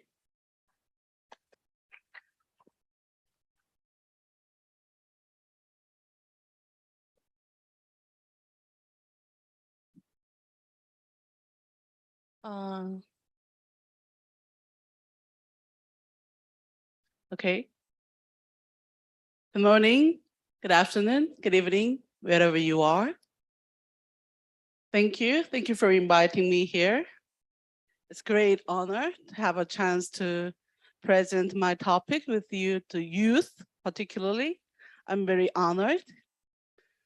I remember this time when I was young and beautiful. I was very happy to join this kind of activities. I was happy to get along with the international student and talk about this issue and global issues and what we can do for the future. And I dreamed about the time that I work in the field, particularly in sport and the peace. And now I really can't believe that I'm talking about this at this moment. And this is the thing that I really want to do and I want to talk. And world peace through sport, this is a topic that you actually gave to me, and this is the topic that the reason that I start my PhD. What can the sports to do for the peace? And I've heard that I have 10 minutes, about 15 minutes to talk. And if I see the difficulties of the technology today, so I probably have some more time. Please let me know if I need to quit. So I would like to talk about today what happened to this Korean peninsula, because I'm living in here and I know much about the peninsula than the other places. As you already know by the introduce, I'm Hyunju Jo. I'm working in the Korean Institute of Sports Science, the only national institute working and research for the sport in terms of the policy and the sports science and also sports industry. And I'm working in the policy area, particularly for the global sport policy and sport relations. Can you all see my presentation materials? And I would like to, I made this last night, I made a modified. I would like to think about the North Korean and South Korea. I also shocked like chairperson Jung Kim. Not many people in global world know about that we are divided in Korean Peninsula is divided. They just know this place is a little bit dangerous than the others, but we actually divided and we are even more dangerous than the others because we are still in the war in law perspective, in legally. But think about the relations in international relations. That's kind of the Cold War in still. We're like in ancient. The world is globalized and the world changed. The world working for the globalized world as a one. We are still divided. But sports talks and events were continued. It's very strange. We are divided in politically, North and South. We still talk each other's as named each other's as an enemy in the law, but we cooperate when we do have a sport event, when we do have a sport kind of training, and when we sometimes make an even joint team. If you see the lines, there is a Summer Olympics, every 4 years there's event. That's the reason I decided to study about the sport, because no matter what happened, every 4 years Olympic did not, stop. They never quit. Every 4 years, even though there is a war. Yep. And when we had the Olympics 1988, most of you were not born. I was elementary school student. I was very thrilled. I never see the North Korean in the TV. And sports talks was there before and after. We keep talking about that. Even our president or some other ministry in the government never talk about the North Korea, never talk with North Korea with other subjects than sport. I was very thrilled. Sports is something like the blue ocean for me, something like somewhere over the rainbow. And the regime in South Korea, I think about later, then is there some special political reason in our regime? No, our regime was the same as military dictatorship, same as like a conservative, but still we do discuss about the sport. It's very strange. North Korean regime, even same, Kim and Kim and Kim continued. And internationally, until 1990s, it was Cold War officially. Yeah, as you all already know for the history sessions. And after 2000, even post-Cold War, there were still blocks, but still the discussions about the sport were continued no matter what. And I just wonder why. But in Korean Peninsula, still people said sport doesn't have enough power. It all depends on the politics. I just have questions. Is that really? Think about the sport in Korean Peninsula. Sport. Is it a key for the development? The reason is that if it's not the political, is it only about the money? The reason that we keep talking about the sport without the political reason is about because that gives us money for development. Is that real? Because this whole world is all talking about the money. The case of Korean sport is only for the national development. If you see the 1988 Seoul Olympic Games or 2002 World Cup, Korean-Japan World Cup, and 2018's Pyeongchang Winter Olympics, and we are expecting and preparing for the 2024 Gangwon Youth Games. Does this all about the money? Do you really think so? Then what was this? If it's not, what's this behind? Let's see behind, what is this behind 1988 games? In 1988 Seoul Games, we had discussed about the co-hosting games with North Korea. In 1988, when Seoul hosts the Olympics, North and South Korea, we both not the member of the UN.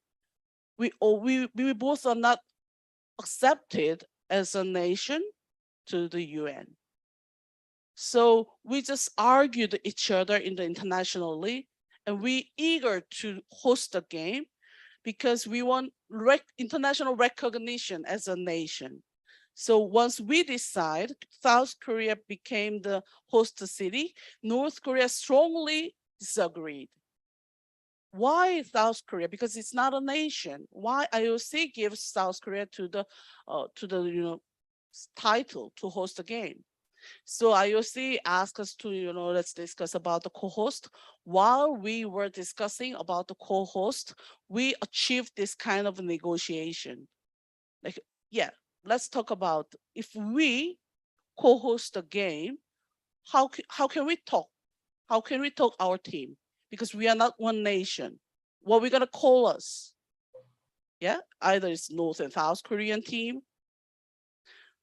North Korea suggested as 통일 team, as a unification team, or the UIL team as the only team. That's a term the North Koreans suggested. South Korea suggested unified team as a 단일 team. But it concluded as a Korea team, Team Korea. So now whenever we do something together, we say, Team Korea. And we also agreed our national anthem, because we have 애국가, Korean anthem, but North Korea has their own anthem. So we need an anthem in international matches. We agreed our anthem in 1920s version of Arirang. It's our folk song.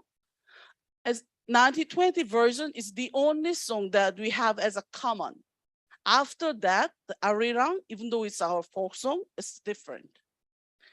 And the flag, it was suggested by the IOC, but anyway, as a shape of Korean Peninsula, we agreed this as our flag. So whenever we have a joint march in the beginning, opening and closing ceremony in the international Olympic matches, we do use this flag, okay? So even though we failed to co-host the game, we agreed, we reached this kind of negotiations. So sports made an achievement. And what about then 2018 Pyeongchang? If you imagine, and if you Google the just about 2017 June, July, the news about the North and South Korea, it's all about the thrilled missiles and the strong blame of each others and strong word between America and North Korea. Because the relations of internationally North and South Korea was really, really cold. Nobody can imagine that South Korea will gonna host the Winter Games successfully, and nobody can talk about the North Korean participation of South Korean Winter Games, even just the 6 months, 7 months, 4 months before the Winter Games. One of my Canadian media friends told me, and she came to Korea to actually ask me, how are you gonna prepare the Winter Games? We prepare like usual, because Olympic never stopped. And I personally expecting North Korea gonna participate, because no matter what happened, sport has made the achievement. And with this, regardless this all kind of budget things, we actually made the result. North Korea participated in the Winter Games. Not only participate in the Winter Games, we actually made the unified team in ice hockey, women's ice hockey team. Yeah, it was very short time to prepare this ice hockey team. It was really hard. It was possible because this was ice hockey team, which is not really prepared both country. So it was kind of new sport in both countries. So we made a team. It was possible because of that. But anyway, we made it. It was very sudden participation. It was not easy. because, every sport event, all the athletes need to prepare for that, not only 4 years, 8 years, 16 years, only for the participate in Olympic Games. So nobody really asked the athletes to stop to participate, because there is a quarter to number of those athletes to participate. So if North and South Korea needs to make a joint team, the quarter needs to be half in each country, yeah? If we make a decision, certainly, as a national level. So now, not anymore. The movie like Korea, which make a certain, table tennis joint team, is not happen in the modern society. Nobody can, none of the national government ask the individual to sacrifice for the national, will. But this time it happened. It was available because this was the women's ice hockey. But what was behind? How this kind of miracle can happen? Still, there was a sport. This miracle was happening in sports field, and actually this was made by the sport behind the scene. What we think, people said, yeah, that was possible in Korean Peninsula, because North and South Korea, they're one nation. Their nationalism, ethnic nationalism is very unique. So it happened. No, not really. There was very strategical, very political, and very clever way of movement through sports continuously, and a very deep trustful relations, what we so-called kind of friendship was in there through the sport. 2000 Sydney Olympics, North and South Korea agreed to make one taekwondo. Taekwondo as a Korean martial art, everybody knows as a taekwondo is Korean one, but it has two international federation, WT and ITF. Taekwondo needs to be the Olympic game, and then it promised to make one international federation. So WT, which is represented mainly by the South Korea, and ITF, which is North Korea involved in, needs to be cooperated, needs to be integrated. It was promised by the internationally. So it has been agreed, and this has been discussed continually. And in 2017, June, when the Moose host the championship, there was a president from the North Korea and president from the WT, South Korea, was participated. And if you see in the middle of the picture, there was Thomas Bach, IOC president. When there was there, to the Thomas Bach, at that time, the most important thing is the winter game, 2018 winter game. Whether it happened or not, whether it peacefully happened or not, whether it peacefully North Korea gonna participate or not in Korean Peninsula. So at that time, at that place, and actually Korean, VIP was participating there as well. And there, things happened. Things were discussed. So Taekwondo, through the sport, made the participants of North Korea to the Winter Games. The thing what I want to say today is Korean case, but it's not the small case. As you all already know, Korea is the only country divided by the political regime, political ideology, the only country legally divided. And in the world, as you see in the picture, in the whole world, big and small confrontations, conflicts are all over the world.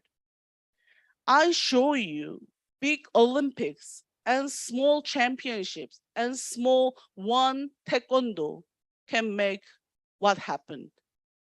In your country, in your society, in your village, if there is a small and big conflict, maybe as a youth, you can make a small event, small sport event. And that maybe then maybe became really, really big butterfly and make a big change. So that will be the change, and that will be the sport. We're gonna make a peace. That's the end for today.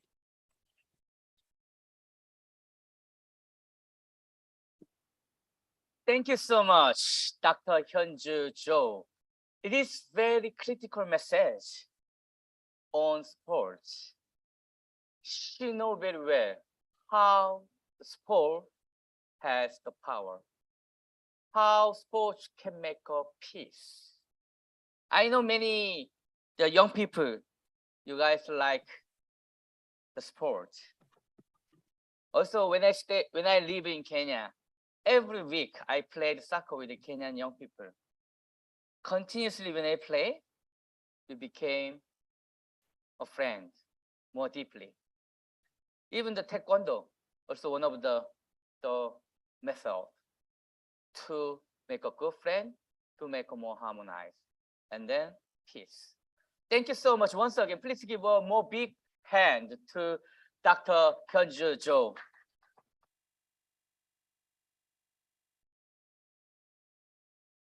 Okay, next, the Akulade, are you there? Are you here? Akulade. Yes, I'm here, Kim. Okay, thank you Yes. so much. You back. Okay, please. He told me the last slide. So please, finalize your presentation, and then give a final message to young people. I once again invite him. Please give a big clap. Thank you so much, Kim, and the organizers. Apology for the interruption. It's the network issue here in Africa. So as I round up my presentation, my final point is on the issue of integration. As I mentioned earlier, that integration is where a refugee in the second country could apply to naturalize and become a citizen of the country that hosts them a refugee. So this is my final presentation. My last word is that as a youth, we need to strive hard to make sure that in all our country, we strive to have peace, because having a peace is better than to have a war and to become a refugee. Nobody planned to be a refugee. Nobody wished to be a refugee, but a situation makes people to be a refugee in other countries. Globally, youth have the highest number of percentage, and the ball is in our court to make sure that politically, economically, and socially, we improve our life, and that we take the situation, we structure how our country is going to be in the next future. So it's very important for us to strive to have peace rather than to have war. So on this note, I would like to thank the organizer, Kim, and all the colleagues from Korea, and all the youth that are participating. I wish you all the best in International Youth Day. Thank you, and over for now. Bye. Okay, thank you so much, Akulade. He just messaged, he's in the field now, refugee settlement. So sometimes the internet, the environment, that's now the environment. That's real. This is live. International Youth Day 2022. Okay, thank you so much. We're back. And then we are ready to give a keynote speech. So Mr. Jinung Kim, are you there? Are you ready? Yes. Do you hear Yes. me? Thank you so much. I can hear you. Okay, I invite him. Please give a big clap. Okay, first of all, I'm very sorry because of a technical glitch. Pending on the, old generation like me follows technical glitch as well. Now, I just would like to talk about kind of my message in terms of a keynote. It's an honor for me to make a keynote speech on the role the Republic of Korea Hold Rock from now on comes to play in contribution to the 17 SDG given by the UN. In terms of understanding the UN environment, I have been deployed in Iraq, Mali, Lebanon, Yemen, and New York as a military UN peacekeeper overseas. There, I witnessed all the suffering of the vulnerable social class, such as the old, women, and children, who are subject to experience in the UN conflict zone. At the same time, I was also pleased to see the ray of hope from youth struggling to grasp any dimming opportunities to get out of the dire surroundings on the one hand. On the other hand, I was cautiously forced to watch them walking on a tightrope between an arduous journey toward a universal human right and an inexplicable choice lurking in the shadows against the human rights and humanitarian rules because of severe poverty. On the Korean pan, I had a great experience working at Joint Security Area in demilitarized zone along the front borderline with North Korea as a Joint Task Force commander in the United Nations Command Security Battalion. This experience recalls the thoroughly combined Iraqi and US soldiers' highly motivated job performance around the clock, securing the JSA against any threat. As recently as the first half of 2022, we have seen all the disastrous consequences of armed conflicts and man-made climate changes worldwide. In addition, even the UN peacekeeping missions are facing such current challenges nowadays. For example, sexual exploitation by UN peacekeepers and fatherless children speaking for the first time about the pain of abandonment in the Democratic Republic of Congo, DRC. So protests against UN peacekeepers in the DRC in recent weeks have resulted in violence and deaths. In other cases, UN military peacekeepers have not acted to protect the civilians from violence, such as in South Sudan. On another front of the UN support, since 2011, the international support for UN peace building has weakened. Some influential states, including India and China, remain lukewarm about comprehensive UN peace building approaches. Western aid has also become patchier, particularly after changes in US policy and funding under the Trump administration. Regrettably, it is fair to say that we have been little opportunity to see a good example or a significant landmark we might follow, and thus have competence in pursuing the SDGs among our UN member states. So I believe now is the time.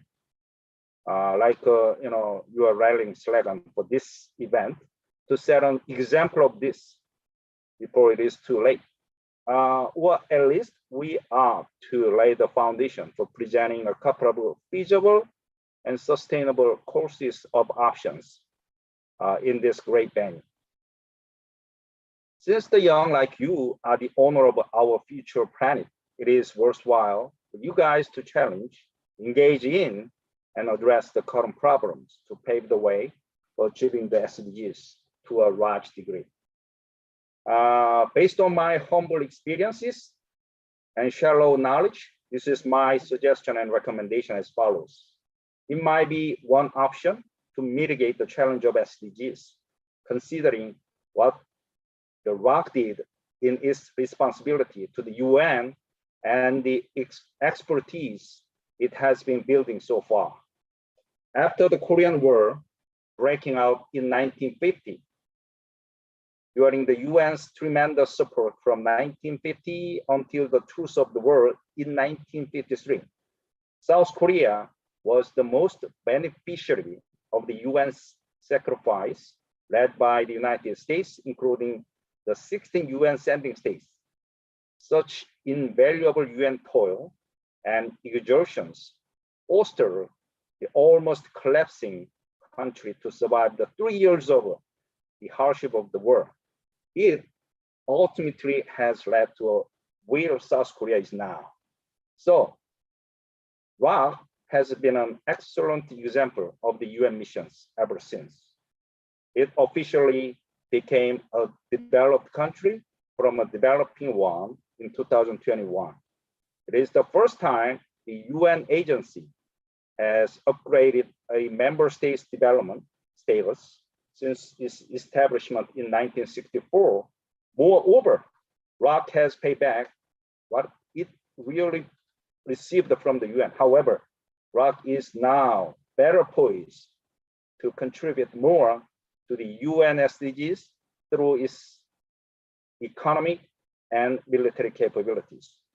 Notably, ROC had been a victim of the war, contrary to the other empires, powers, and colonial regimes over any country in history. Therefore, it gives ROC more credit for taking the lead in obtaining SDGs among the UN member nations in light of the legacy of human rights respectfulness in history. Thus, internally and externally, ROC has set the stage for the breakthrough landmark of putting the SDGs plan into practice in terms of practicality in impasse UN settings, while as an interlocutor between haves and have-nots, previous imperialists and colonialists and their victims. Thank you. Okay, thank you so much. Actually, he had many experience about the mission in the peacekeeping. So sometimes when I met him, he shared the story during the mission time. At the time, many times I impressed his story. It is very necessarily many young, I want to know, I would like to young people have to know this story. So that's why I invite him as a keynote speaker. So thank you so much, Jinung Kim. Please give one more big clap to him. Yes, there are many mistakes during the International State 2022, but we are friends. So please understand me with your lovely mind. Okay, next speaker is the Byung-gil John. So he is the Secretary General of Unique Korea Foundation. So please give a big clap to him.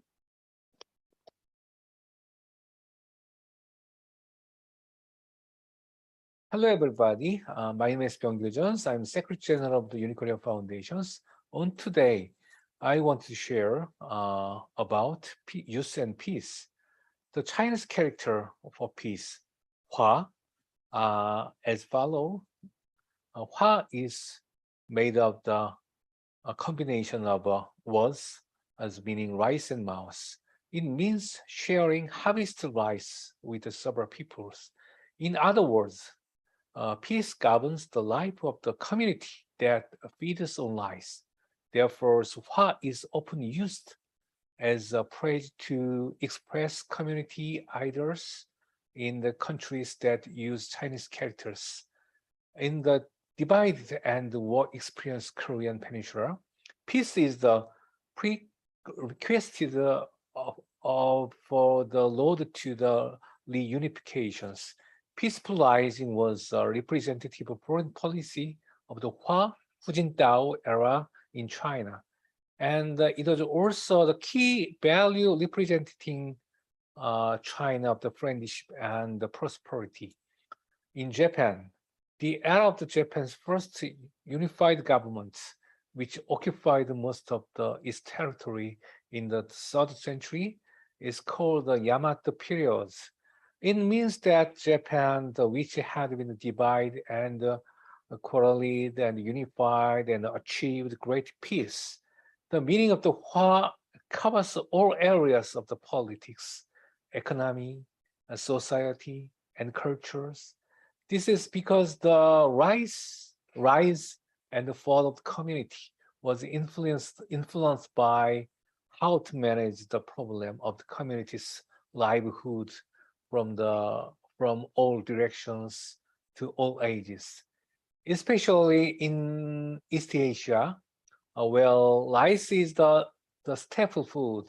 The future of the community was also whether to make and cultivate rice and the things related to rice. There are numerous cases, but representatively during the Joseon Dynasty in Korea, the land on which rice was produced and the tax system on which rice was collected was the basis of the national systems. One of the reasons why Hangul Korean alphabet was created during the Joseon Dynasty was that the farmers could not read agricultural books because they could not read. One of the reasons for the most popular uprising in the late Joseon Dynasty was the rice. In the 1920s, Korean farmers affected by socialism caused disputes over the land roads. Land, the source of the producing rice, was a key issue of the ideological conflict. In the 1972, improved rice seeds produced in Korea tripled their yield. It became the #1 contributor to the solving South Korea's food problem. In 1962, on contrast, North Korea's Kim Il-sung's rice and the meat soup was the praise expressing the ideas of the North Korea's style economic policy that resulted in the fail. One of North Korea's most desperate relief goods during the famine of the 1990s was the fertilizer for rice and the rice productions. In addition, there are many other materials to talk about the rice. This is because of Koreans are in culture of the rice eating community. Rice has been with the East Asian cultures, including the Korean Peninsula, over the years beyond the ideology, states, religions, and class, customs, etc.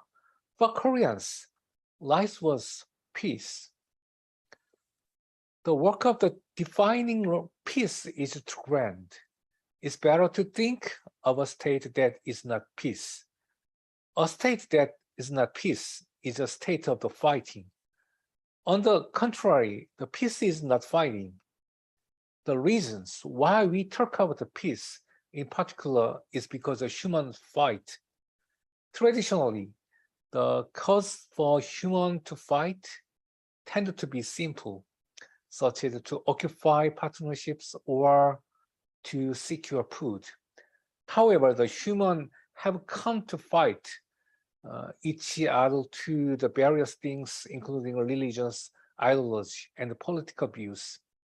And the winners and losers were sharply divided according to the outcome to fight. Humans are obsessed with winning or losing in order to win the fight. After 2 world wars, the United Nations was created. The UN charters confirmed the desire and commitment for peace. The UN charters confirmed the desire and commitment for peace. First, peace. Second, development. Third, human rights. These 3 are the core value of the United Nations. The UN considered peace without development and without human right to be unstable and absolutely unstable. A case in point is Germany, which elected Hitler as a political leader after suffering from excessive penetrations and influences after World War. First, when the economy becomes difficult, society is filled with despair. Extreme disgust comes before common sense. In order to maintain peace, develop, and human life must be taken care of together. Many young people feel anxious as various social problems become more serious and the future become unclear. But the younger generations is not just frustrated, but young generation is not just frustrated. They find another possibility in the field of life, and the young people share a view of themselves and the society in the futures.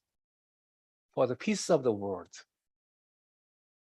Nadan Pusi, who served as a president of the Harvard University for 19 years, from 1953 to the 1971s, said the following famous word: "The four things that young people need are a flag that can be waved, a song that can be sung, a belief that can be trusted, and a leader that can be followed." A flag that can be waved means a community that can talk about peace. A song that can be sung is cultural capacity to embrace young people. Reliable creed refers to the spirit of the times that contains the value of peace. And the leaders who can follow refer to leadership that reflect the values of the times. To express this emotionally, listening to calm music in a comfortable cafe, talking with respectable and favorite teachers, seniors, and friends, and drawing the future of the peaceful world together. Last year, a graduated student who majors in design came to our foundations where I worked as an intern. I asked the student to express the above four meanings in pictures.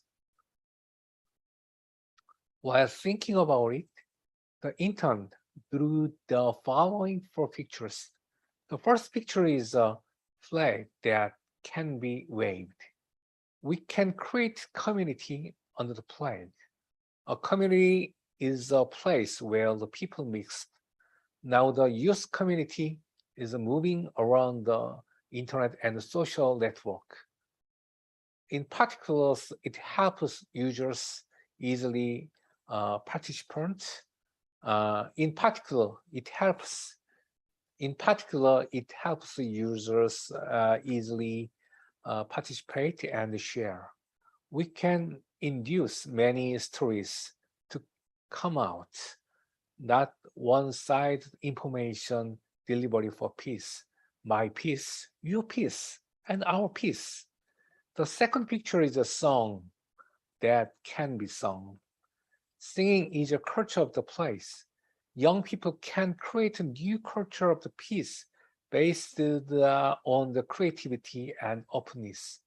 The culture of the peace includes all fields related to the creative product of the human, rational, and emotional abilities, such as education, academics, art, science, and technology. And openness is based on the network.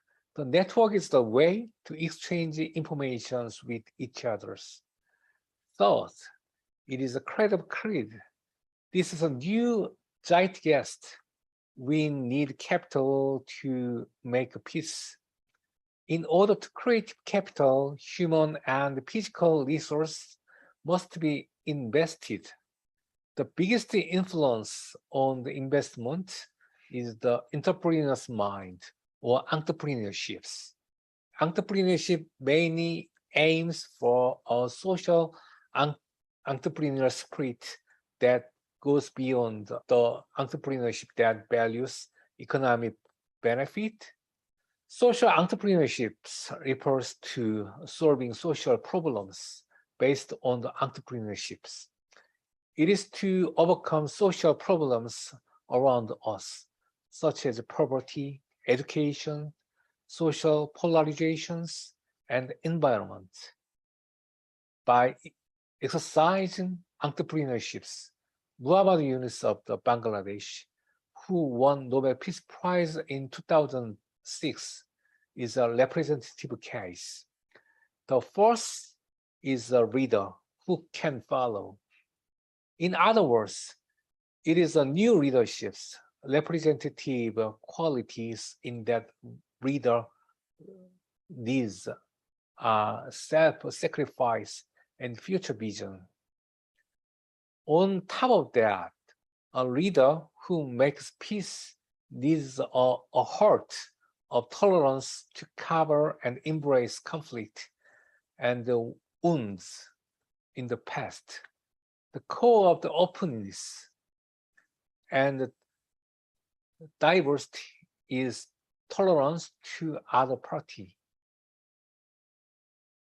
The greatest virtues to have in this era of the globalization and peace is also tolerance. To sail toward the peace in the open sea of the tolerance, we must secure a wide view. At this time, the most cautious thing is the short-sighted idea of the making judgment easily. The Professor Theodore Levitt of the Harvard Business School used the term marketing myopia to indicating negative view of the being the complacent with the limited product functions currently given. For example, Smith Corona, who invented the world's first electric typewriters, collapsed due to the personal computer PCs, not competitions with the other typewriter companies. There are many such cases around us. As such, it is called marketing myopia, to not predict the futures and only care about real product. A peace issue also appears to be approaching myopia. Rather than the pursuing the sustainable peace in global community, it tended to think of the individual comfort. Existing peace discussions are facing new discussions combined with the issues such as climate change and disease problem. Readers who make peace need the wisdom to see on invisible futures through the foresight. This is also the readership that the young people wanted to resemble. That's it. Thank you. Okay, thank you so much. The Byung-gil John. Okay, he strongly emphasized on the peace. Okay, so we prepared one more speakers, but from Bangladesh, but he just sent a message to me because of the cut of the electricity in Bangladesh. So they very missed, but pushed to tomorrow, and then we will see the representative of Bangladesh. Actually, he is the United Nations, the Habitat, the Youth Advisory Board. But maybe you can come again tomorrow. You can see him. Okay, next session is group discussion. Now your turn. You can say your story and you can share your story. I shortly explain each groups, the group leader. So number one, the Jinung Kim. So as you met during the Zoom, and then the plenary session. And then number two, the Akolade, from UNHCR. But he is in the field, but electricity, the situation is not good in the field. Please understand. And then number 3, he is working for Unique Korea Foundation. He know how to make a project, and then especially the Republic of Korea, which project we are learning. So if you're wondering about the project in Korea, maybe you can join group number 3. And then group number 4, if you are interested in sports, please join group number 4, Dr. Hyunju Jo. As you know, she has a lot of experience on sports. If you have an interest, please join group number 4. And then group number 5, the Hanyul Kim. He is learning the project with North Korea people. So he knows very well. Even I don't know exactly the North Korea, because we cannot interact with each other between North Korea and South Korea. So if you join the group number 5, you can easily know about North Korea more than me. Okay, group number 6. You can see that during the opening ceremony, he is passionate, the Danny Kim. You can share your story in group number 6. And number 7, the Director General of SDG Sri Lanka. Now, as you know, many participate now from Sri Lanka. Now, we'd like to know about the Sri Lanka situation. I saw every day the newspaper, the new government came very soon. So please, if you are interested in the Sri Lanka situation, please join group number 7. And then group number 8 from Kenya. And then he also has very big expert on the project. And then group number 9, our representative of SDGs Nigeria, the Mr. Ujo, group number 9. And the group number 10, the Flower Ra. Actually, she was participate the 2021 International Youth SDG Conference. So he want to share about how to be a friend very easily. So she want to interact with the international people, and then she share. Now she based in Korea. She is working for Korea. So please join group number 10. And then this one is the international conference. I don't know which country, heavy rain, that's why the cut off the electricity. But please understand that as a friend, it is possible to cut. And then don't nervous, and then don't surprise without your group leader. Sometimes, like see the Akolade, maybe sometimes he speak and then disappear because of the internet problem. So please don't be surprised. And then please share your story in your group. And then for 2 hours.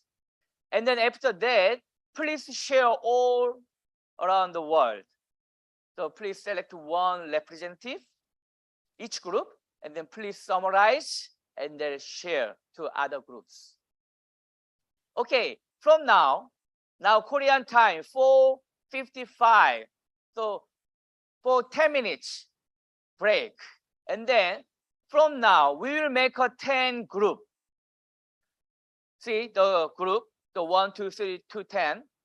So each speaker, and then maybe shortly the speaker will speak around his story and her story for 10 minutes about topic. And then please deeply discuss and then make a good friend. Before I preparing this conference, I was very interested in it and going crazy because of I thought after this conference, I have a friend with 73 countries. I never seen the person who have the friends in 73 countries. It is amazing one. So please join the group and then share your story and then make a friend. See you in the group. Take a break.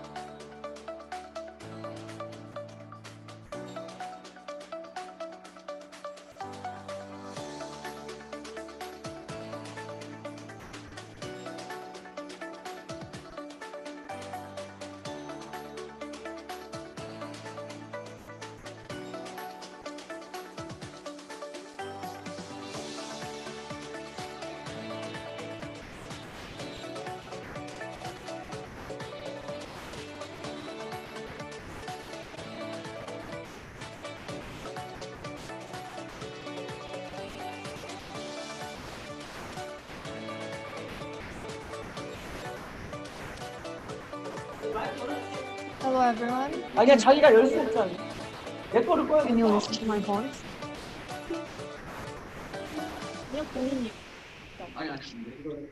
본인이요.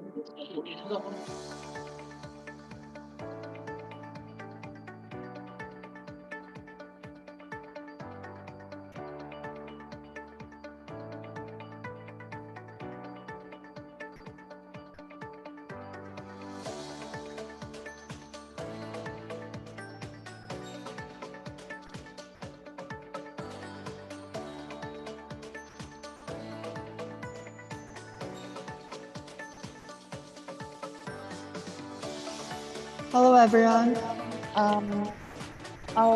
I have a notice for you guys, the participants.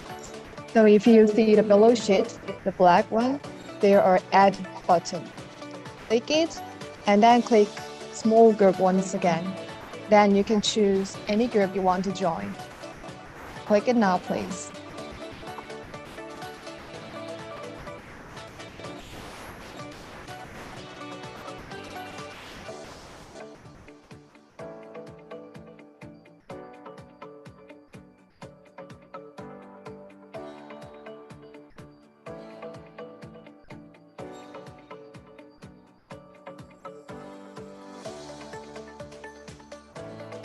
I can see people send the DM in the message, and you can choose any group you want to join from now.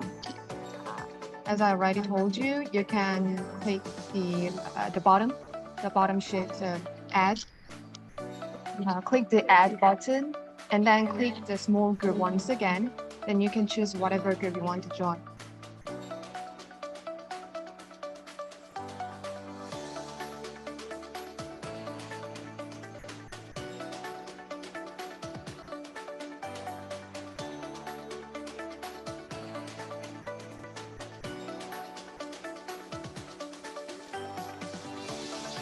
If you have any question, please send to me in a personal direct message.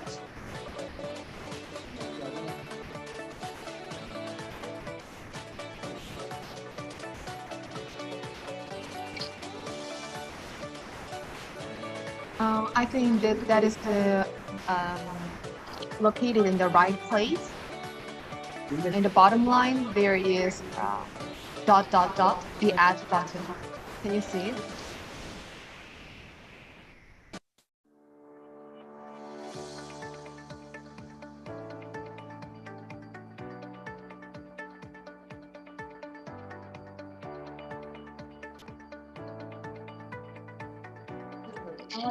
If you can't see the add button, just send me the direct message, the group number you want to join.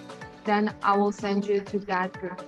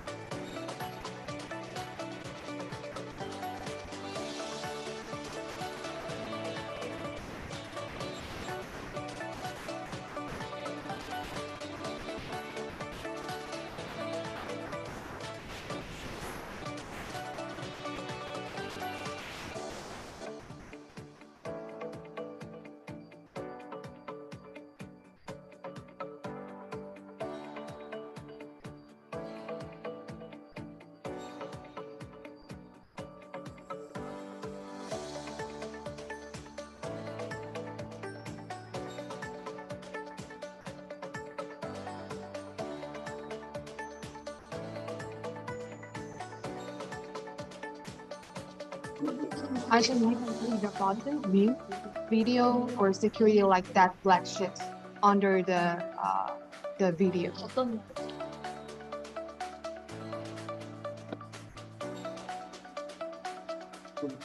So if you can, then just send me the direct message, the group number you want to join.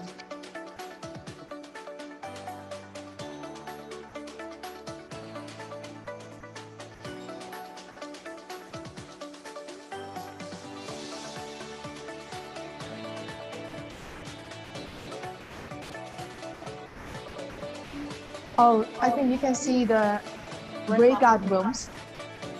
The button breakout rooms. If you click it, then you can choose whatever room number you want to join.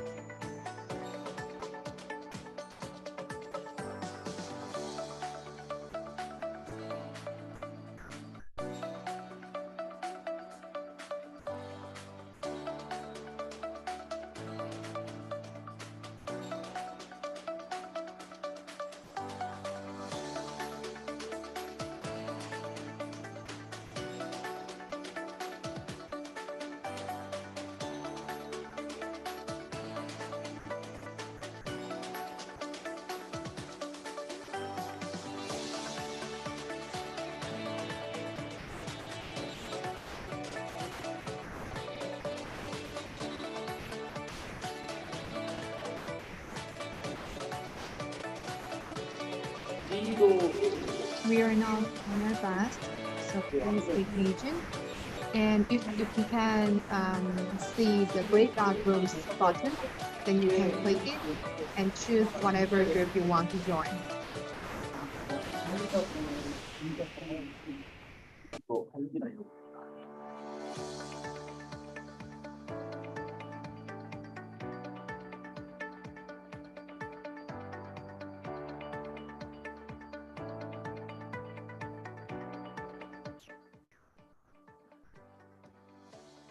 Hello, everyone.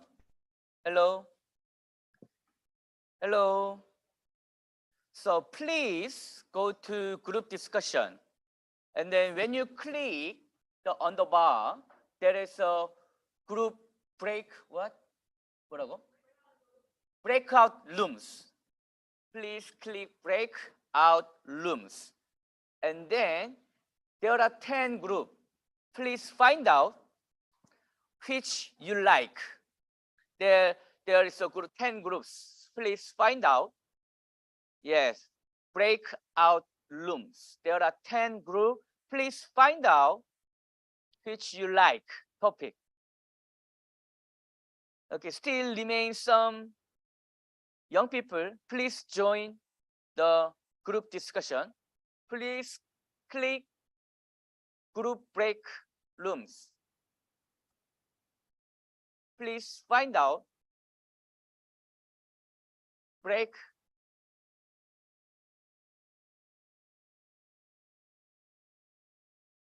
I hope you are find out well.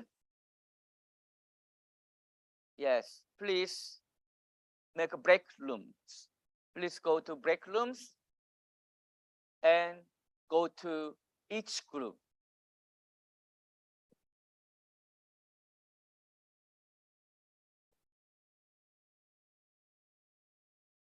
Yeah, if you see my face, It is long. Please go to break rooms. So click the divide the break rooms. Go to your group.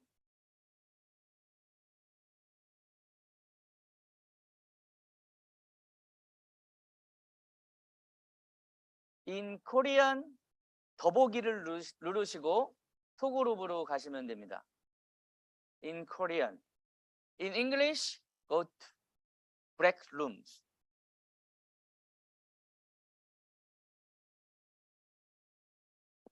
Yes, still I see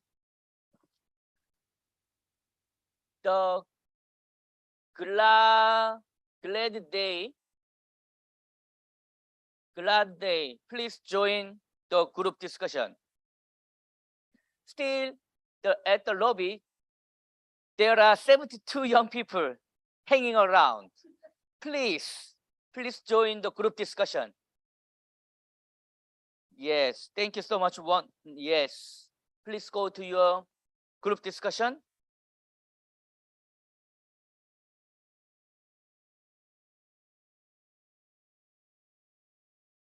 Please join your group.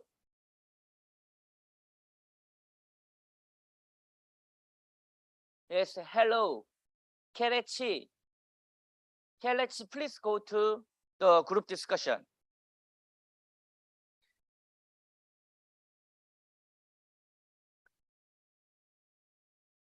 Please go to group discussion.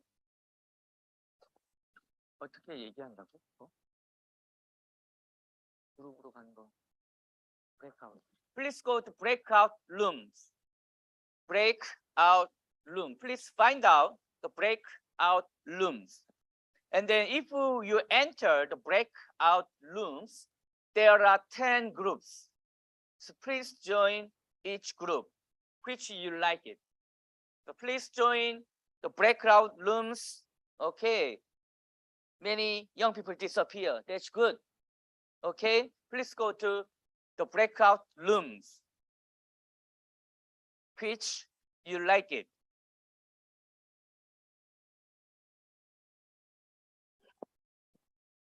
Yes, still 60 young people.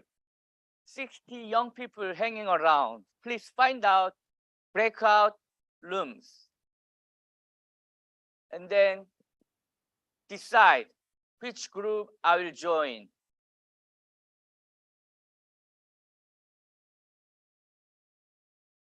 Go to breakout rooms. Choose your favorite topic. And then join. If you have any question, please chat me. It is very difficult to find out breakout room. Please send me the message.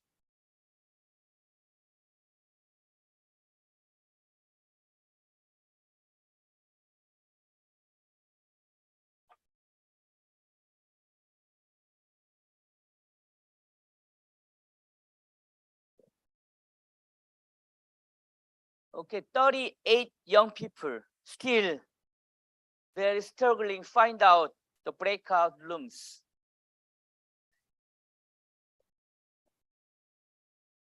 Yes, great day. Please click the breakout rooms.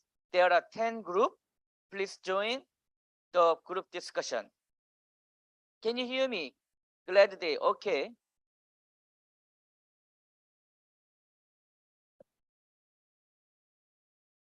Aliyu, hi Aliyu. Please click the breakout rooms and go to the group discussion.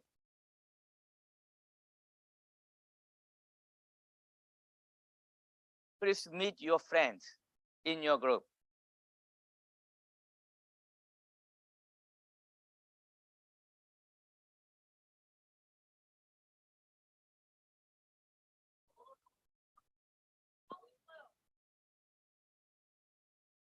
Okay, see you in your group.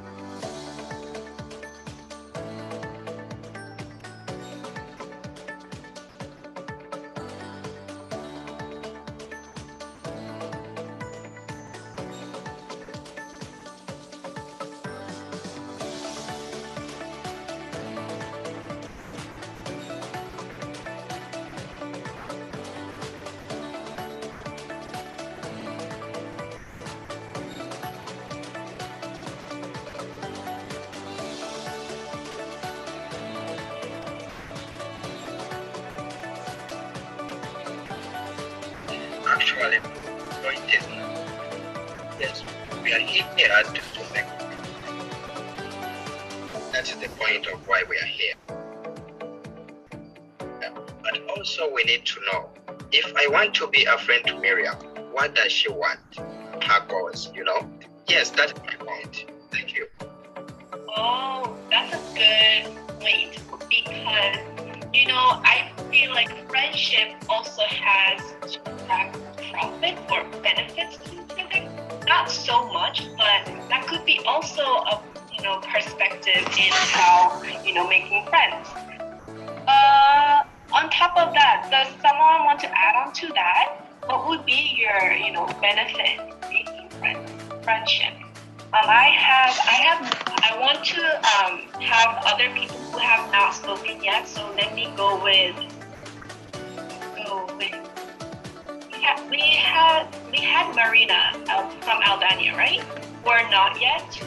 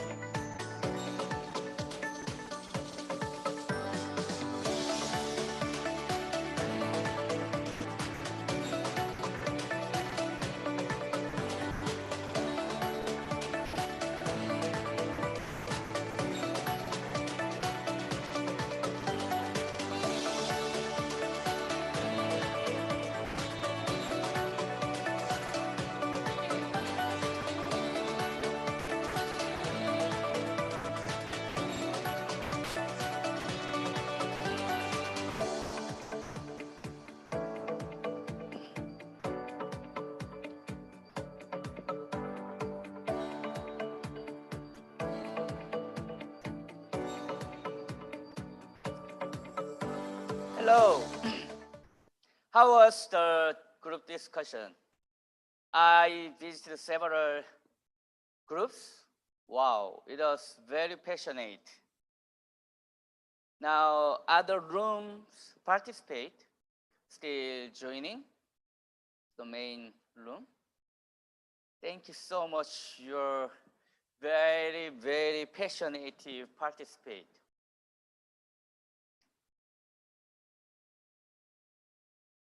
Yeah, it was super. I saw your chatting. Yes. Group discussion was amazing. Thank you so much because of our friends, because of you.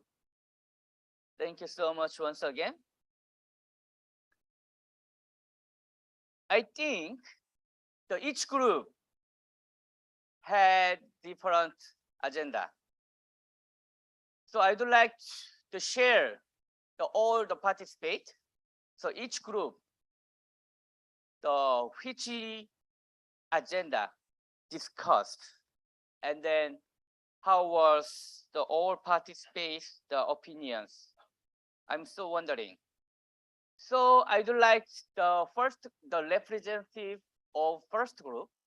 Who is the first group representative? Sorry, I'm the leader of the first group. It's Safi. Safi from Turkey. Thank you. Hello. How are you, my friend?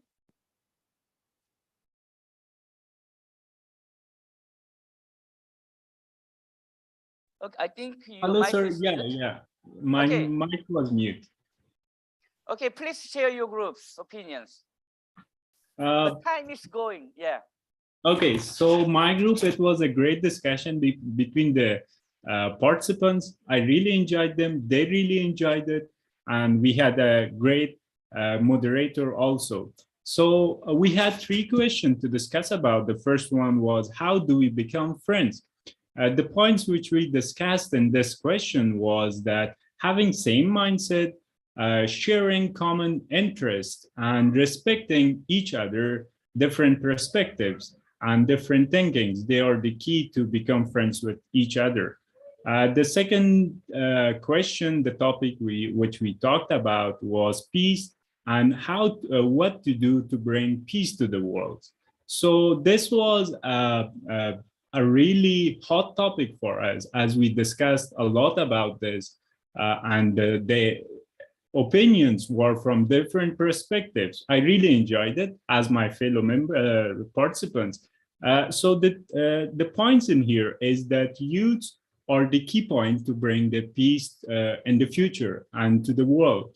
And in order for the youth to do so, education is really needed.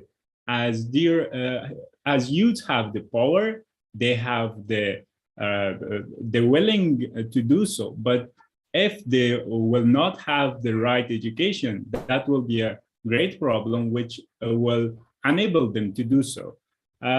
The second point was the differences, and respecting the differences will be like it will be a step which will create more steps and will have a big impact. The third point is that promises that we have to give to ourselves in order to have peace. Share benefits with each other. So if I have something, some benefit, I have to share it with others. Agreements on bringing peace. We have to agree with ourselves that I will work on bringing peace to the world and I will never give up in my way. And the third point is that never stop this journey. I'm in a journey right now toward changing the world. I have to promise to myself that the time is now, I have to start right now, and I don't have to give it up. So I have to continue it. And the last point is teamwork. Teamwork is the key, and together we can go further. Thank you so much. To give a big clap to the group number 1. Thank you so much. It is very interesting. Yes. It was an honor. Yeah. Where are you from?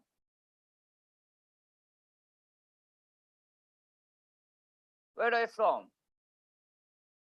Yeah, I'm participating from Turkey, but I'm originally from Afghanistan.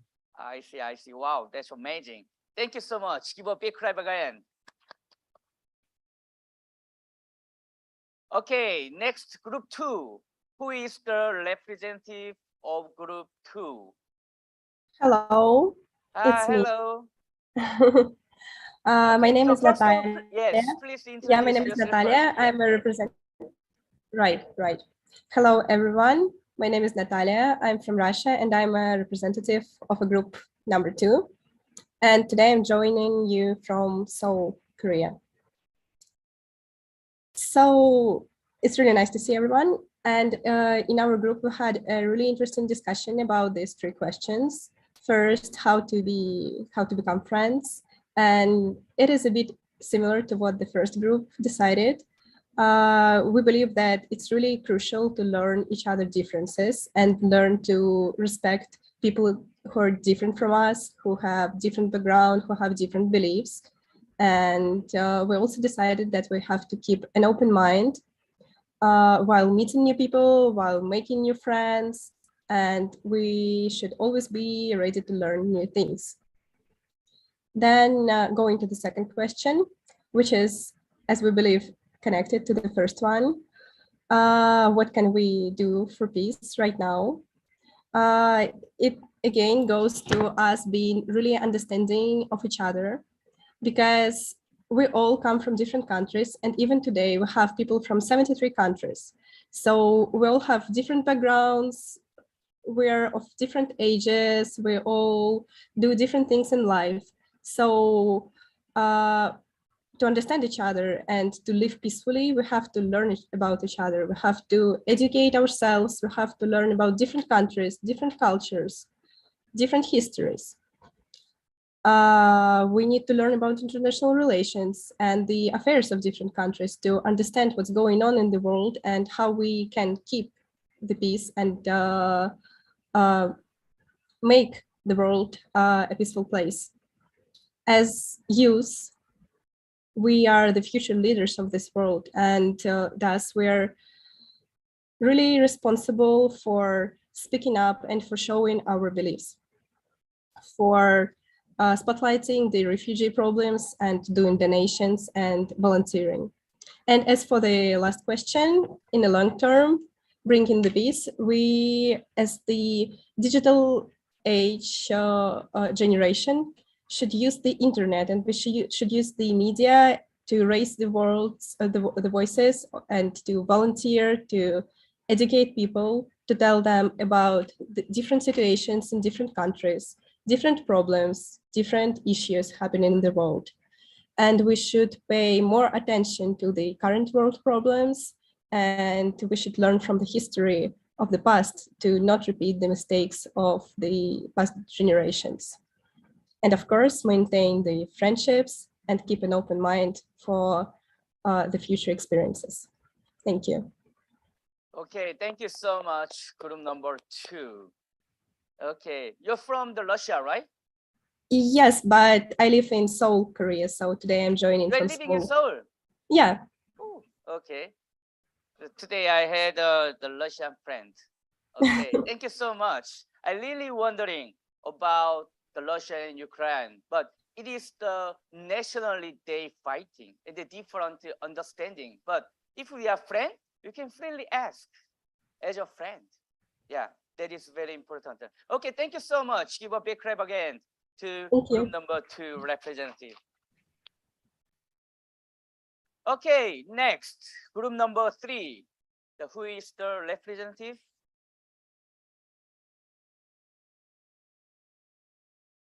Hello. Hello. Yes. Okay, Good please morning, share your everyone. group story. Yes.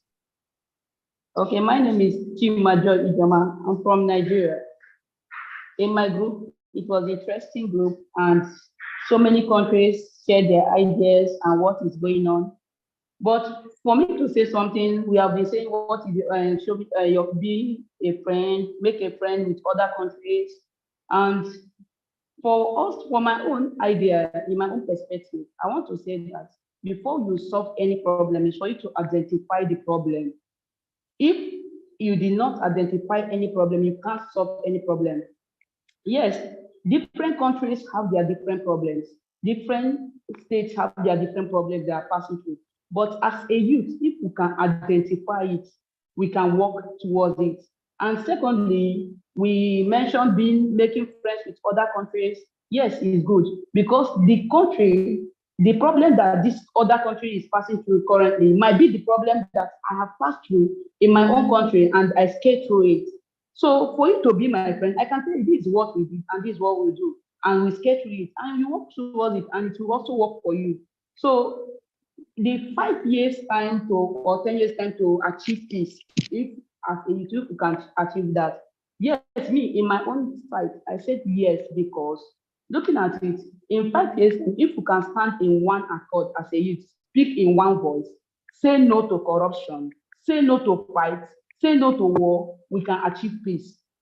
And even in less than 5 years' time, we can achieve that peace that we ought to have.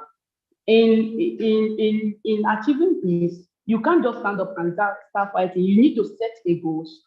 In the place of you setting a goal, look for a way to achieve that your goal. What is for it? And I believe that if the whole world will help the youth to achieve their goals, it will be a better place for us to stay. There will be no fight and we will live in peace. Thank you. Okay, thank you so much. She mentioned we have all different backgrounds. It is different understanding, but it's very important to understand each other. Thank you so much, group number 3. Give a once again big clap.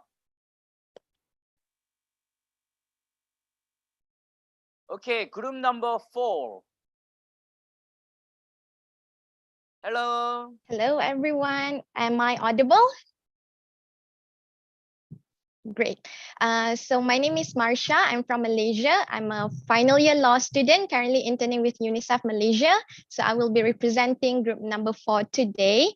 We started with the question about what makes sports unique as an agent of peace. And we collectively agree that sport is a compelling tool to promote peace, tolerance, and understanding, as well as bringing people together across boundaries, cultures, and also religions. Apart from that, we also got to chat with Dr. Cho Hyun Ju, one of our keynote speaker, about politics and sports diplomacy, and how physical activities like the one we have in PE classes at school are actually a fundamental right of every children to that equals to the right to education and health. And we eventually go to the topic of how sports can advance any of the SDG goals. Particularly, the interest in our group is particularly on climate change. And I could say that we collectively view sport as a very important tool to achieve to push climate activism, because sport fundamentally relies on the natural world in order to exist, and they have direct reliance on conditions caused by climate. For example, we use snow and ice for winter sports, and then water or for aquatics, and then surfing or sailing. And then we use the land and grass pitches for football, cricket, and many others. So climate influence on the sport is very undeniable. And I personally got to share one of the SDG area that I think is still lacking in Malaysia, which is having expertise in sport psychology to support the mental well-being of our athletes in Malaysia. That is all from me. Thank you. Okay, thank you so much. Also, I saw the Dr. Hyunju Cho very of her attention and explain about the peace through sports. Thank you so much once again. Okay, next, group 5. Group number 5. Thank you very much for today. Hello, I'm called Dr. Kato Ivan from Uganda. I'm a plant doctor. I'm presenting group number 5. First and foremost, we started by talking about peace itself. Peace, it is a complex word that means life, because without peace, we cannot exist. We said peace starts from the mind. You as a person, it's peace begins with you. Here we are answering a question which says, how can we be friends? Then we can be friends through communication. We can be friends, me and you, through past experience. How? What have we passed through together? We can be friends, maybe if you approach me in appropriate way, good approach to someone. If I want to be a friend to Mr. Kim, how should I approach him? Your approach to someone makes someone believe that you can be a good friend. Having a similar interest. For example, today we are here as youth on the international call. We are sharing the same interest. We are here for a main goal. We are looking for a target. Then we can be friends, sharing, having the similar interest. Then we have what we call trustship. There's trust. How long have you stayed with someone? For you to be my friend and I trust you, we must have passed through a lot together to tell you my core inner things that are hurting me, maybe to share something good with you. We also said shared values. Without shared value, you cannot be friends at times. For example, from global to global, from Uganda to Tanzania, maybe from Uganda to South Korea, you have to be having a shared value. How can I know Mr. Kim? It is through this now. I have known Mr. Kim through here because we have a shared value that we are focusing on something to promote peace. Then we have to be friends, because you cannot be my friend if you don't know me. So then communication and approach is a good way to go. So we talked about and we say trust is based on, for example, in Uganda, trust is at times based on maybe tribes, different tribes. There is a tribe that you can know, it is known of this, maybe they are robbery, this tribe, this. So based on the tribe, different tribes, you can develop trust. Then we went on question number 2. How can we do peace, bring peace? And we said, for a person, if you yourself to bring peace, you have to be yourself first. Let peace begin with you, and you promote it to outside your family. That is first. Then we say you have to be real. If you are not real, if you are not honest, if you are not realistic, there is no way you can promote peace, because you yourself, you're a liar. If I lie to the community that I'm this and this, and yet you are not so, people will come to know. And when they come to know, you're going to be embarrassed. So you have to be honest, you have to be real for you to make sure you promote peace at first on your own. Then we have what we call, we have to be accommodative.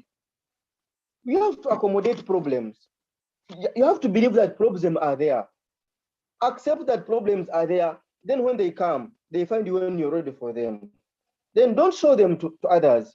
Accept them and try, look for the way how you can mitigate those problems. Another thing, we should be ready for challenges in life. Avoid embarrassment. It's when we can promote peace. And another one, we should make sure for you to have peace, you should make sure you have source of income. You can have, when you have food, when you have some little money with you, you can drink, you can sleep well. So it means without source of income in life, there is not going to be peace. So that's where we came up with a solution, and we talked about skilling the youth. How can we skill the youth? When you skill the youth, we shall give them what we call skill, which is a capital.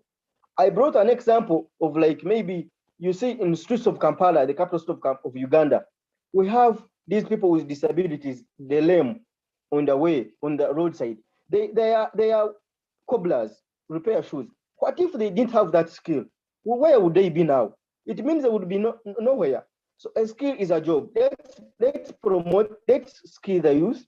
We keep the youth, promote income. Let's see how people can get income and peace will come. Then we have also what we call sensitization. Let's sensitize people. We talk we talk to youth, we tell them the dangers of this and this and this, so that we can promote peace. Then we came how we maybe with the third question, which wanted maybe the policy in 5 years to come.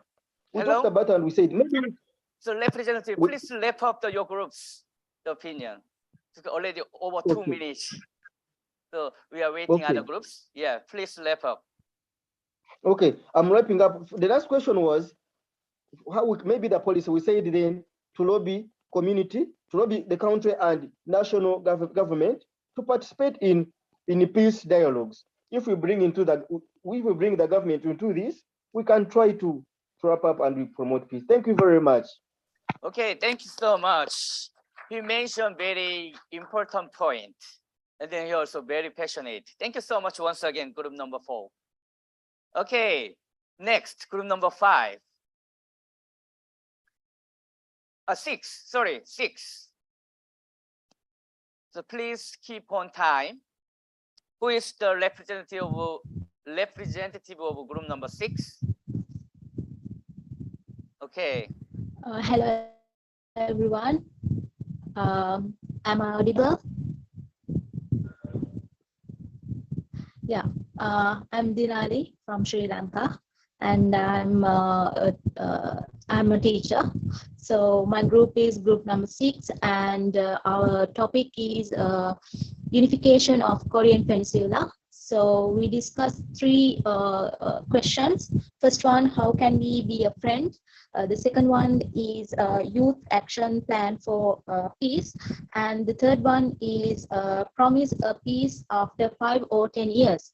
So first question, we had a point, the how can we be a friend?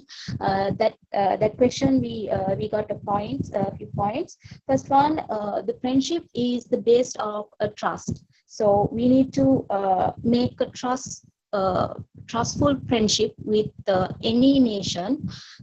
So we can use education and business platform for that, and friendship. The second question, the youth action plan for peace. So in this case, to achieve this the youth action plan, we can use entertainment industry, because most of youth people, I mean the 100% of youth fall in love with the entertainment industry. So we can use entertainment industry to promote the peace message to for all around the world. As example, films and the songs we can use to spread this peace message more effectively in the world. The other thing, we have to educate the young people to become open-minded people for the different problems. And especially the peace-related problem, the youth should be with all over the people. We have to create the clubs to promote the peace and discuss the peace, so we can negotiate and we can share our ideas more effectively. And third one is promise of peace after 5 or 10 years. So we, our group members gave opinions and points.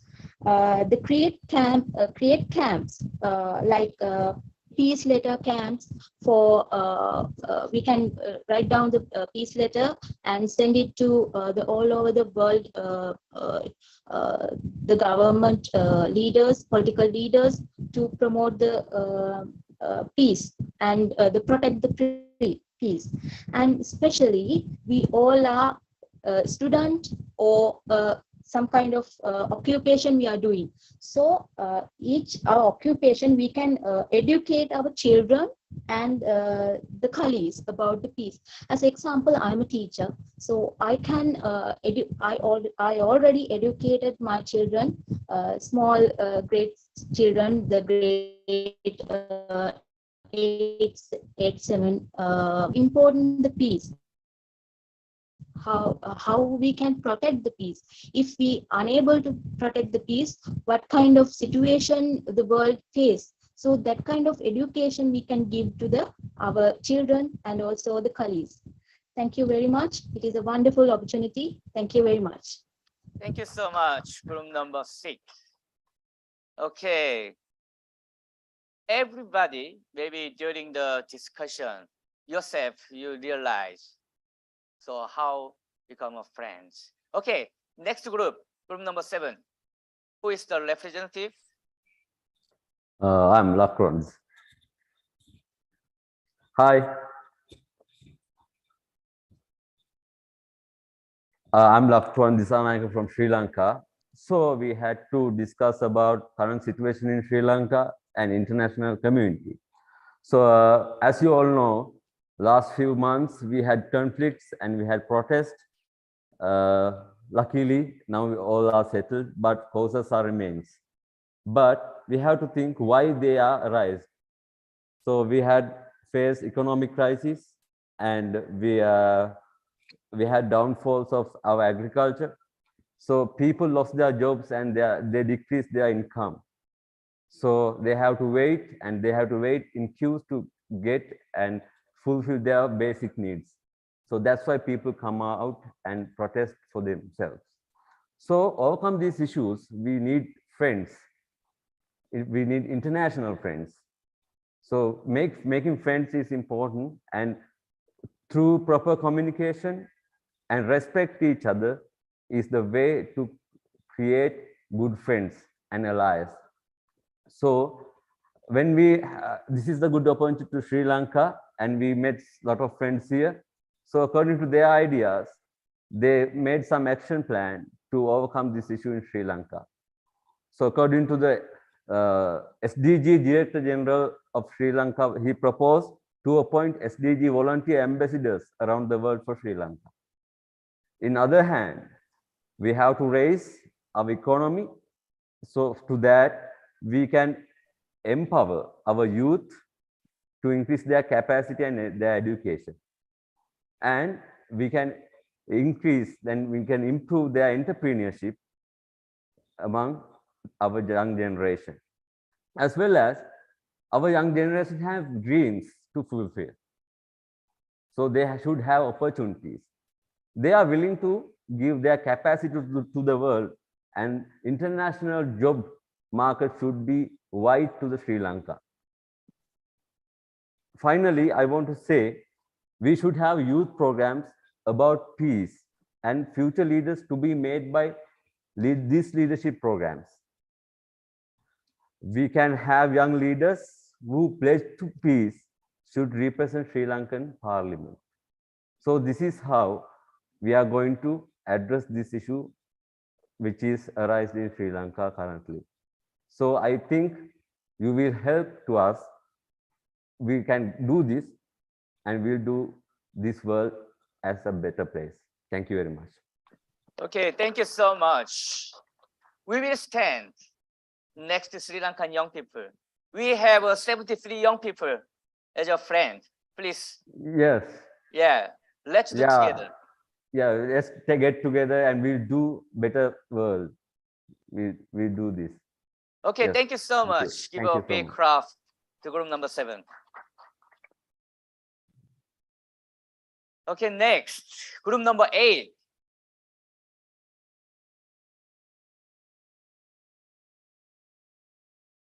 Who is the representative of group number 8? Yes. Could you please switch on your camera?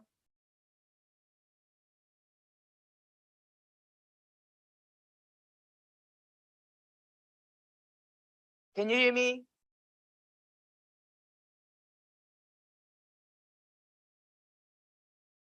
Okay, maybe the network problem. Okay, we just pass and then later we share group number 8. So group number 9. Oh. Hi. Please don't start my time. I'm here. Okay. So 1 minute, please. 1 second. So hello everyone, this is Harnisa from Turkey, and I'm a representative of ninth group, and our agenda item was solutions for peace in conflict areas. So actually, before starting to my speech, I'll give an outline about my speech, and at the same time, I'll be giving an example from the world for you to understand it better. So firstly, we have talked about 1 minute. We have talked about three main questions, actually, let's say, and they were like really connected to each other. And first one was how to solve the problem. Second one was the role of youth on peace, and the third one was refugees, immigrants' new life in asylum country. So when I said that I'll give an example, I'll give my example with the Syria. As you know, there's a conflict in Syria, and for a solution for us to have peace in Syria, we should have 3 R's. First one is reconciliation. So of course, we all want peace. We all want people to go back to their countries, have a safe place, and live their own life. But before this, there shouldn't be armed people, gunshots everywhere. So that's why reconciliation is one of the most needed things in there. Because if you want to have a peaceful space, there shouldn't be any killings, there shouldn't be any gunshots. So that's why that was the first step. And the second step was resolution. If you want to talk about the resolutions, then we should have reconciliation. After reconciliation, now we can start talking about the resolutions. After resolutions, we can start talking about reintegration and resettlement, etc. When we talk about the role of youth on peace, we believe that we have a major role on it, because we have the power, we are the new generation, and we are discovering the problems around the world. So if the younger generation youth discovers the problems in conflict areas and studies and tries to do their best for solutions, we believe that we'll have the best solutions. And lastly, refugees, immigrants, asylum in asylum country. So of course, this is a big problem for people who are immigrating to another country to just integrate to that country. So we have just mentioned about this point too. Thank you, and it was a pleasure for me. Okay, thank you so much. Thank you so much. Okay, group number 8. If there is a representative, if there is no representative of group number 8, so is there a moderator? Group number 8? Moderator, group number 8?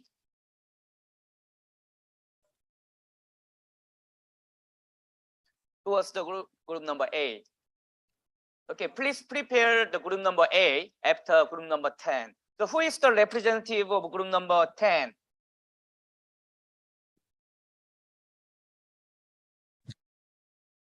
Okay, you are here. I saw your message. I'm here for group number 8. Okay, Kenyan. Damaris, okay. Hello, everyone. Can you all hear me? You're from group number 10 or 8? I am group number 10. Okay. Should I go on or should I go ahead. Wait for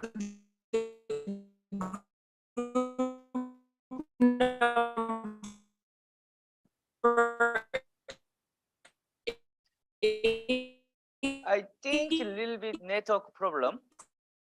I can hear you clearly. I cannot hear you. Okay, because of the internet network problem. Okay, thank you. It's a small country in the Balkans in your conference, and I want to thank Ms.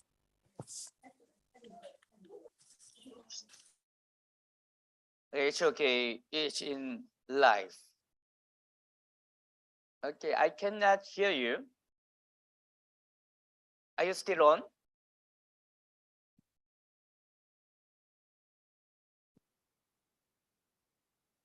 Okay. Okay, we're back to group number 8.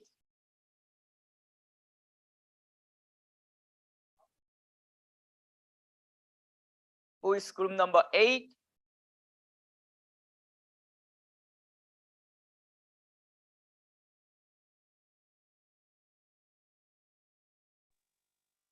Can you hear me?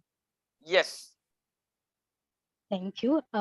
I'm Wangoi Ndagwa, a youth advocate from Kenya, and I'll be presenting for Group 8. Our topic was on building resilience and conflict mitigation strategies in multi-ethnic and multilingual context. We first did a case study for Kenya. Here we have 44 tribes, and we reiterated that tribe can be used as a tool for positive change and also for conflict. But in Kenya, it has been mostly used as a tool for conflict. We discussed the causes of conflict in Kenya, and some of them included competition for scarce natural resources, among others. We also did a case study on how tribal conflict began. It began in the early 90s, and by the time it got to 2007, we were having general elections, and the campaigns were rallied on tyranny of numbers. The conversation included speeches such as, "We are the majority tribe in Kenya, we deserve to rule because you have the numbers." In 2007, more than 1,300 people died and more than 500,000 got displaced. Looking at the case study, we came up with strategies to mitigate conflict. We looked at LMNO, which is an abbreviation for leadership, mentorship, networking, and opportunities. In leadership, we looked at youth leadership and the avenues where you can exercise youth leadership. That include social spaces, civic spaces where you can do advocacy, and political spaces. In mentorship, we say there are 3 types of mentorship. That is intergenerational, peer-to-peer, and those who are below us in terms of age or maybe positions. N stands for networking, and O stands for opportunities. We also talked about the UN resolution 2250. It has 5 pillars, that is prevention, participation, protection, partnership, disarmament, and disengagement and reintegration. We also reiterated that young people play an important role in maintenance and promotion of international peace and security. We also came up with other strategies that include doing more advocacy, more social media campaigns, doing more mentorship programs, coming up with income generating activities for the young people, and also understanding the concept of coexistence and living for the greater good. We also reiterated that young people should engage in leadership and governance. We also talked about SDG 17 and that partnership with CSOs. Young people should partner with other CSOs, CBOs, and NGOs and the government. That's all from me. I'm sorry I couldn't share my video. Thank you. Okay, thank you so much, group number 8. Next, group number 10. Hello, everyone. Can you all hear me? Yes. So hello, everyone. My name is Marina, and I am from Albania. So our discussion was about how to build friendship all over the world and how to keep these connections even later. I noticed that even the earlier groups, one of their questions was like how to be friends. So our whole discussion was about how to keep those friendship and how to use this friendship in the good of all. So I want to thank to Mr. Flower from some insightful tips that she gave us, and our great moderator Chi for all the participants for a really great discussion. And I'm going to really wrap up really quickly our 3 main points. Firstly, we talked about our stories, we shared our experiences, our action plans, and our promises for the future. And we started by mentioning social media as a great tool to connectivity and to keep us all together and to create those connections that in the daily basis and in the real life may seem impossible, but in the virtual life, they are all possible. And secondly, Mr. Flower taught us that doing a research before words is very important to know who are you connecting with, what is your aim, your goal, and why you should do this research, because it's really important. And then we talked about how to make those connections real. What should we have to make those real connections, those friendships real, and to keep them, to go onwards.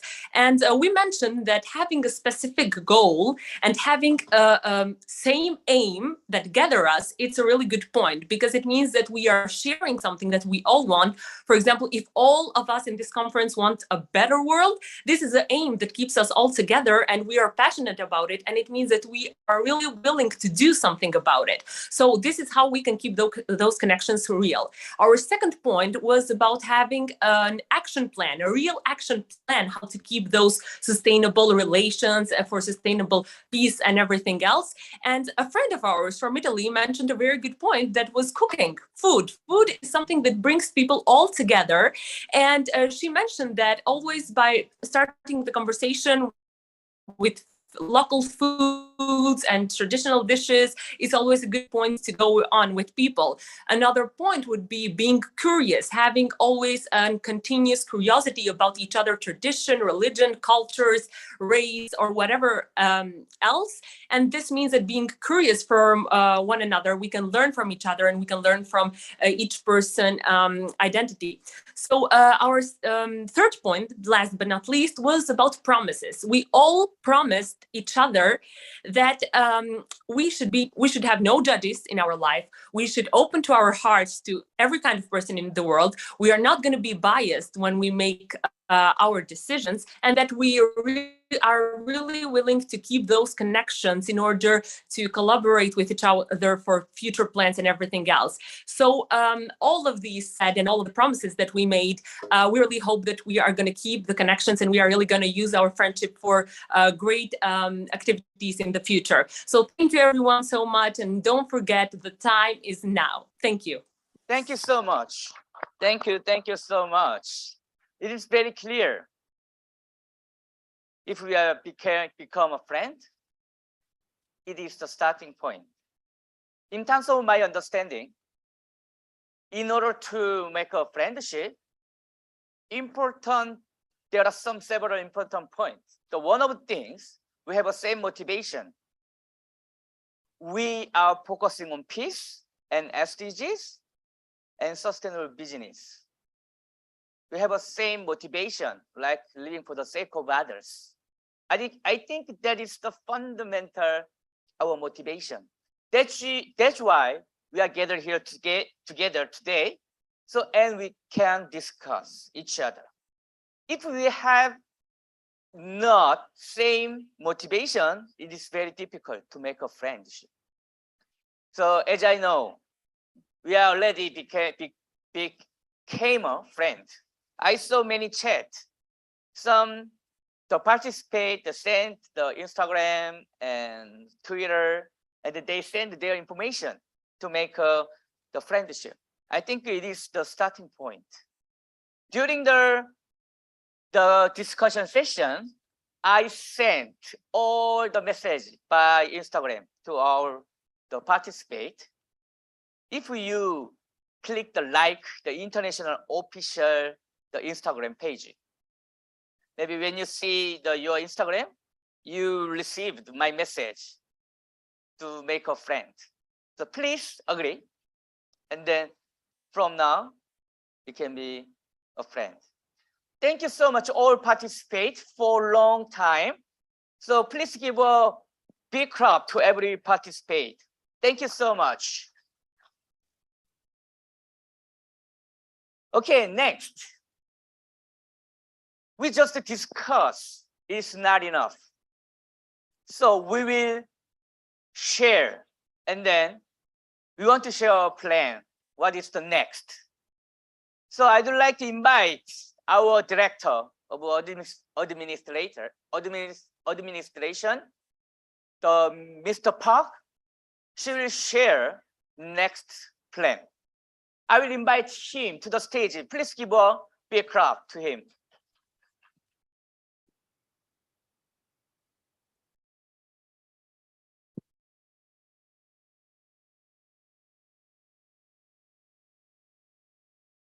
Okay, hello everyone.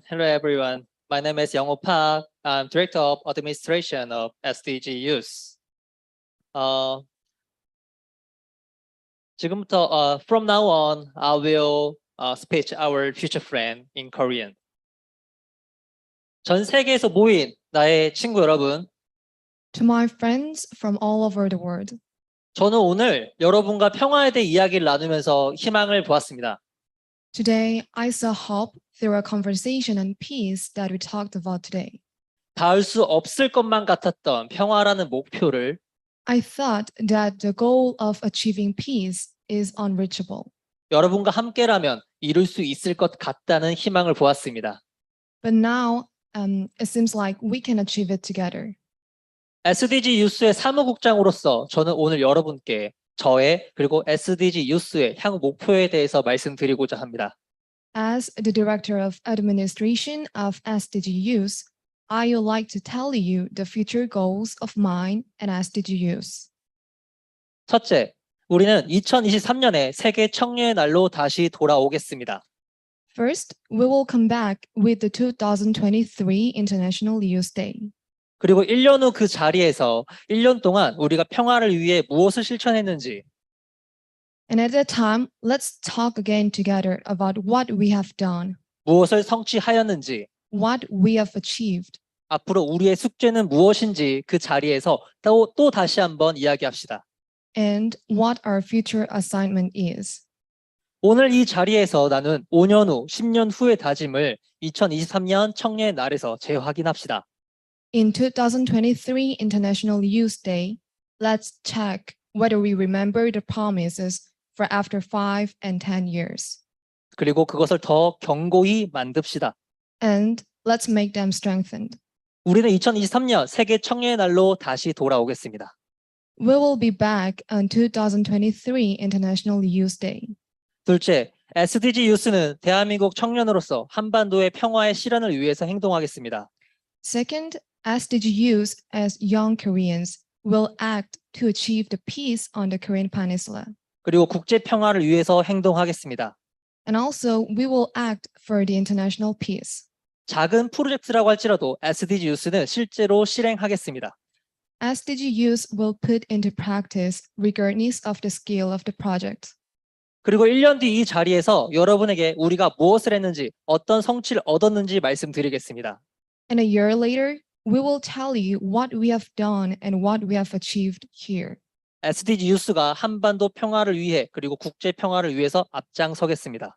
SDG Youth will take the lead for peace in the Korean Peninsula and the world. 여러분도 저희와 함께 해 주십시오. So, please be with us.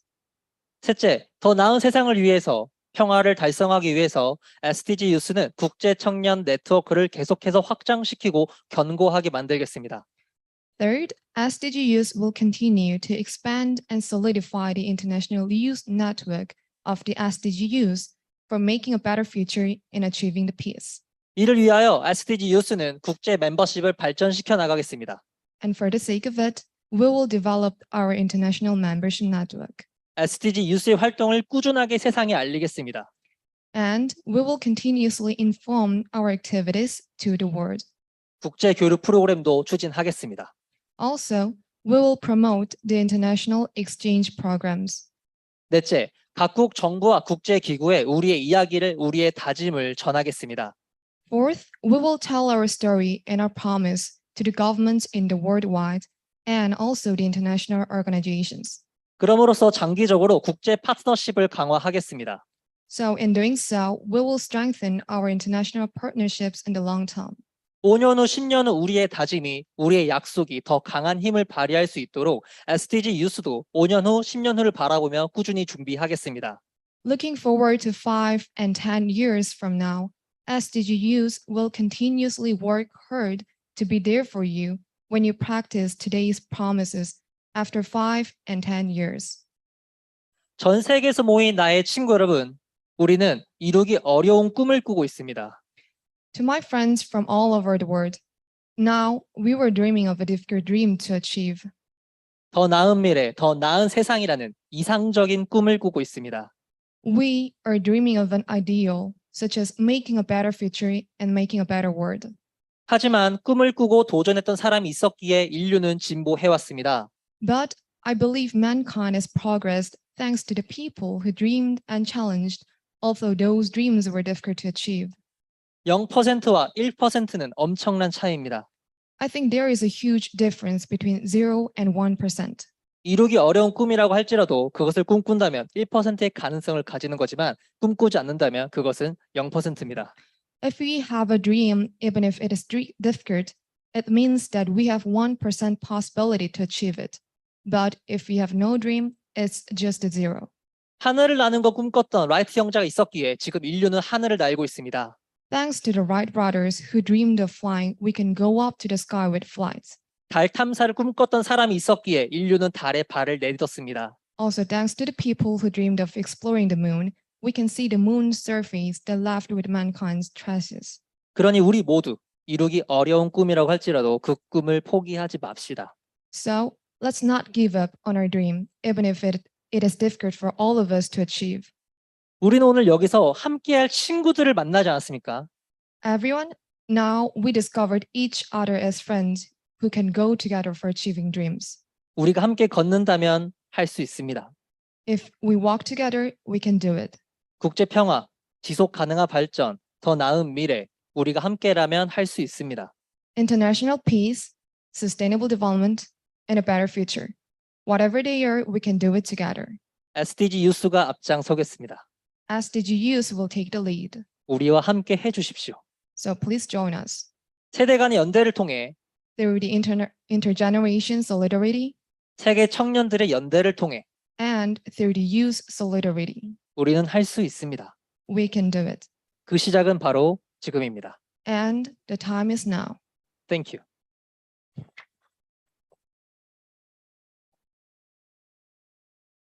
Okay, thank you so much. That is our commitment from SDG Youth. And one Sri Lanka mentioned, Sri Lankan young people, they try to make a peace and developing the country. We will stand together with the Sri Lankan young people. Not only Sri Lanka, but also Kenya and Nigeria, Uganda, also all the 73 countries. So let's together. The time is now. So finally, I'd like to make a closing remarks. So for a long time, for almost 6 hours, thank you so much from Nigeria and West Africa and East Africa from early morning. It's amazing. Even the South America, opposite side, 12 hours. Thank you so much, and my pleasure, and I appreciate your participate. And then I think after this conference, immediately we will forget what we discussed magically. Even me, after this conference, immediately finish what we discussed. But don't forget, we are friends. Now we are starting point.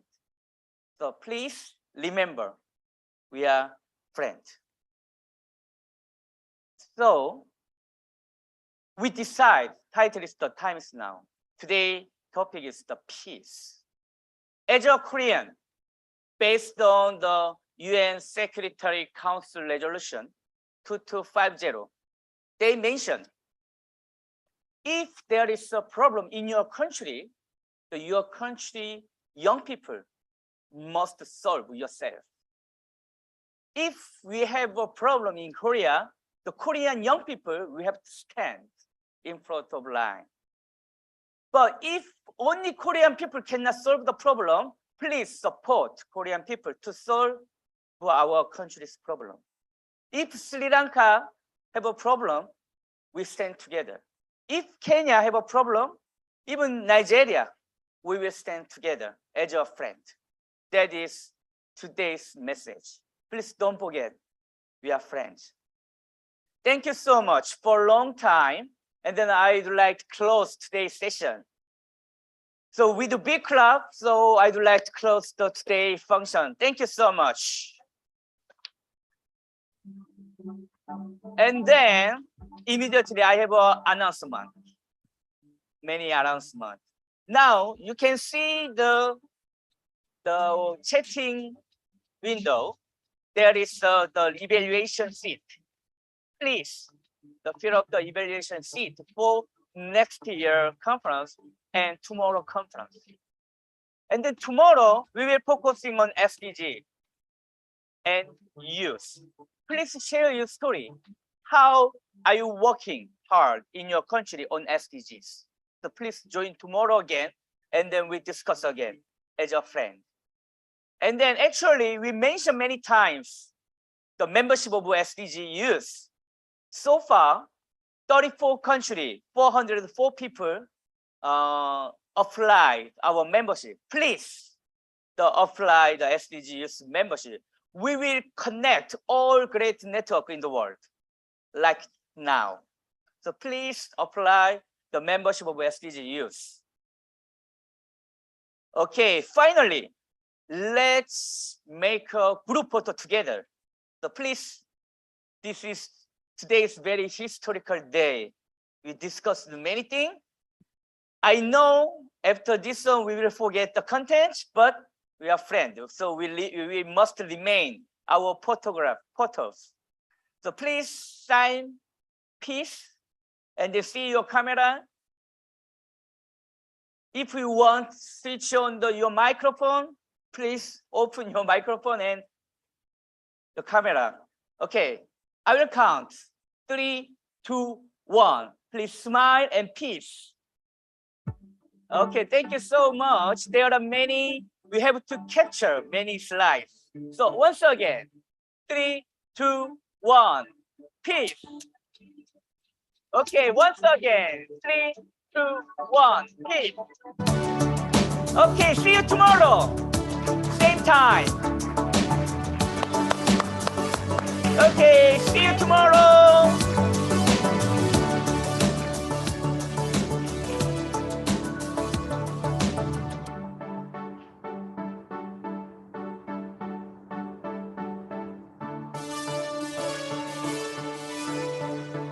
See you tomorrow, my friend. Please accept my friend in your Instagram.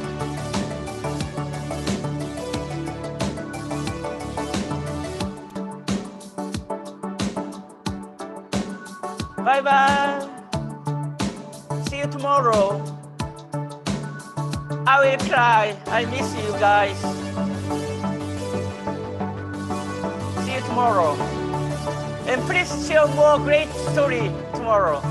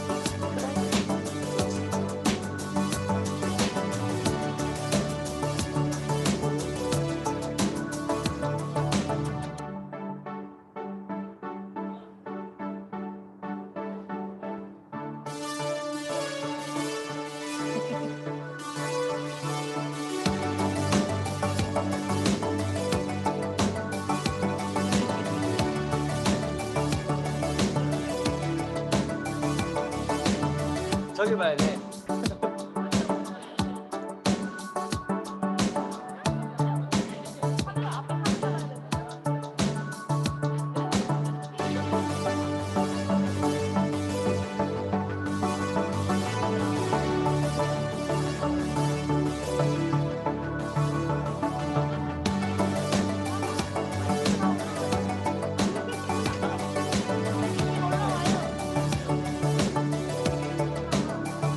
See you tomorrow. Bye bye.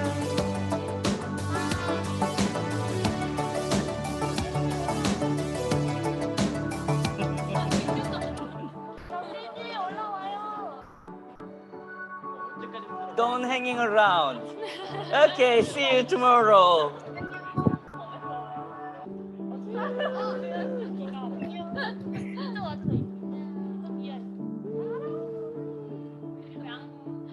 고생하셨어요.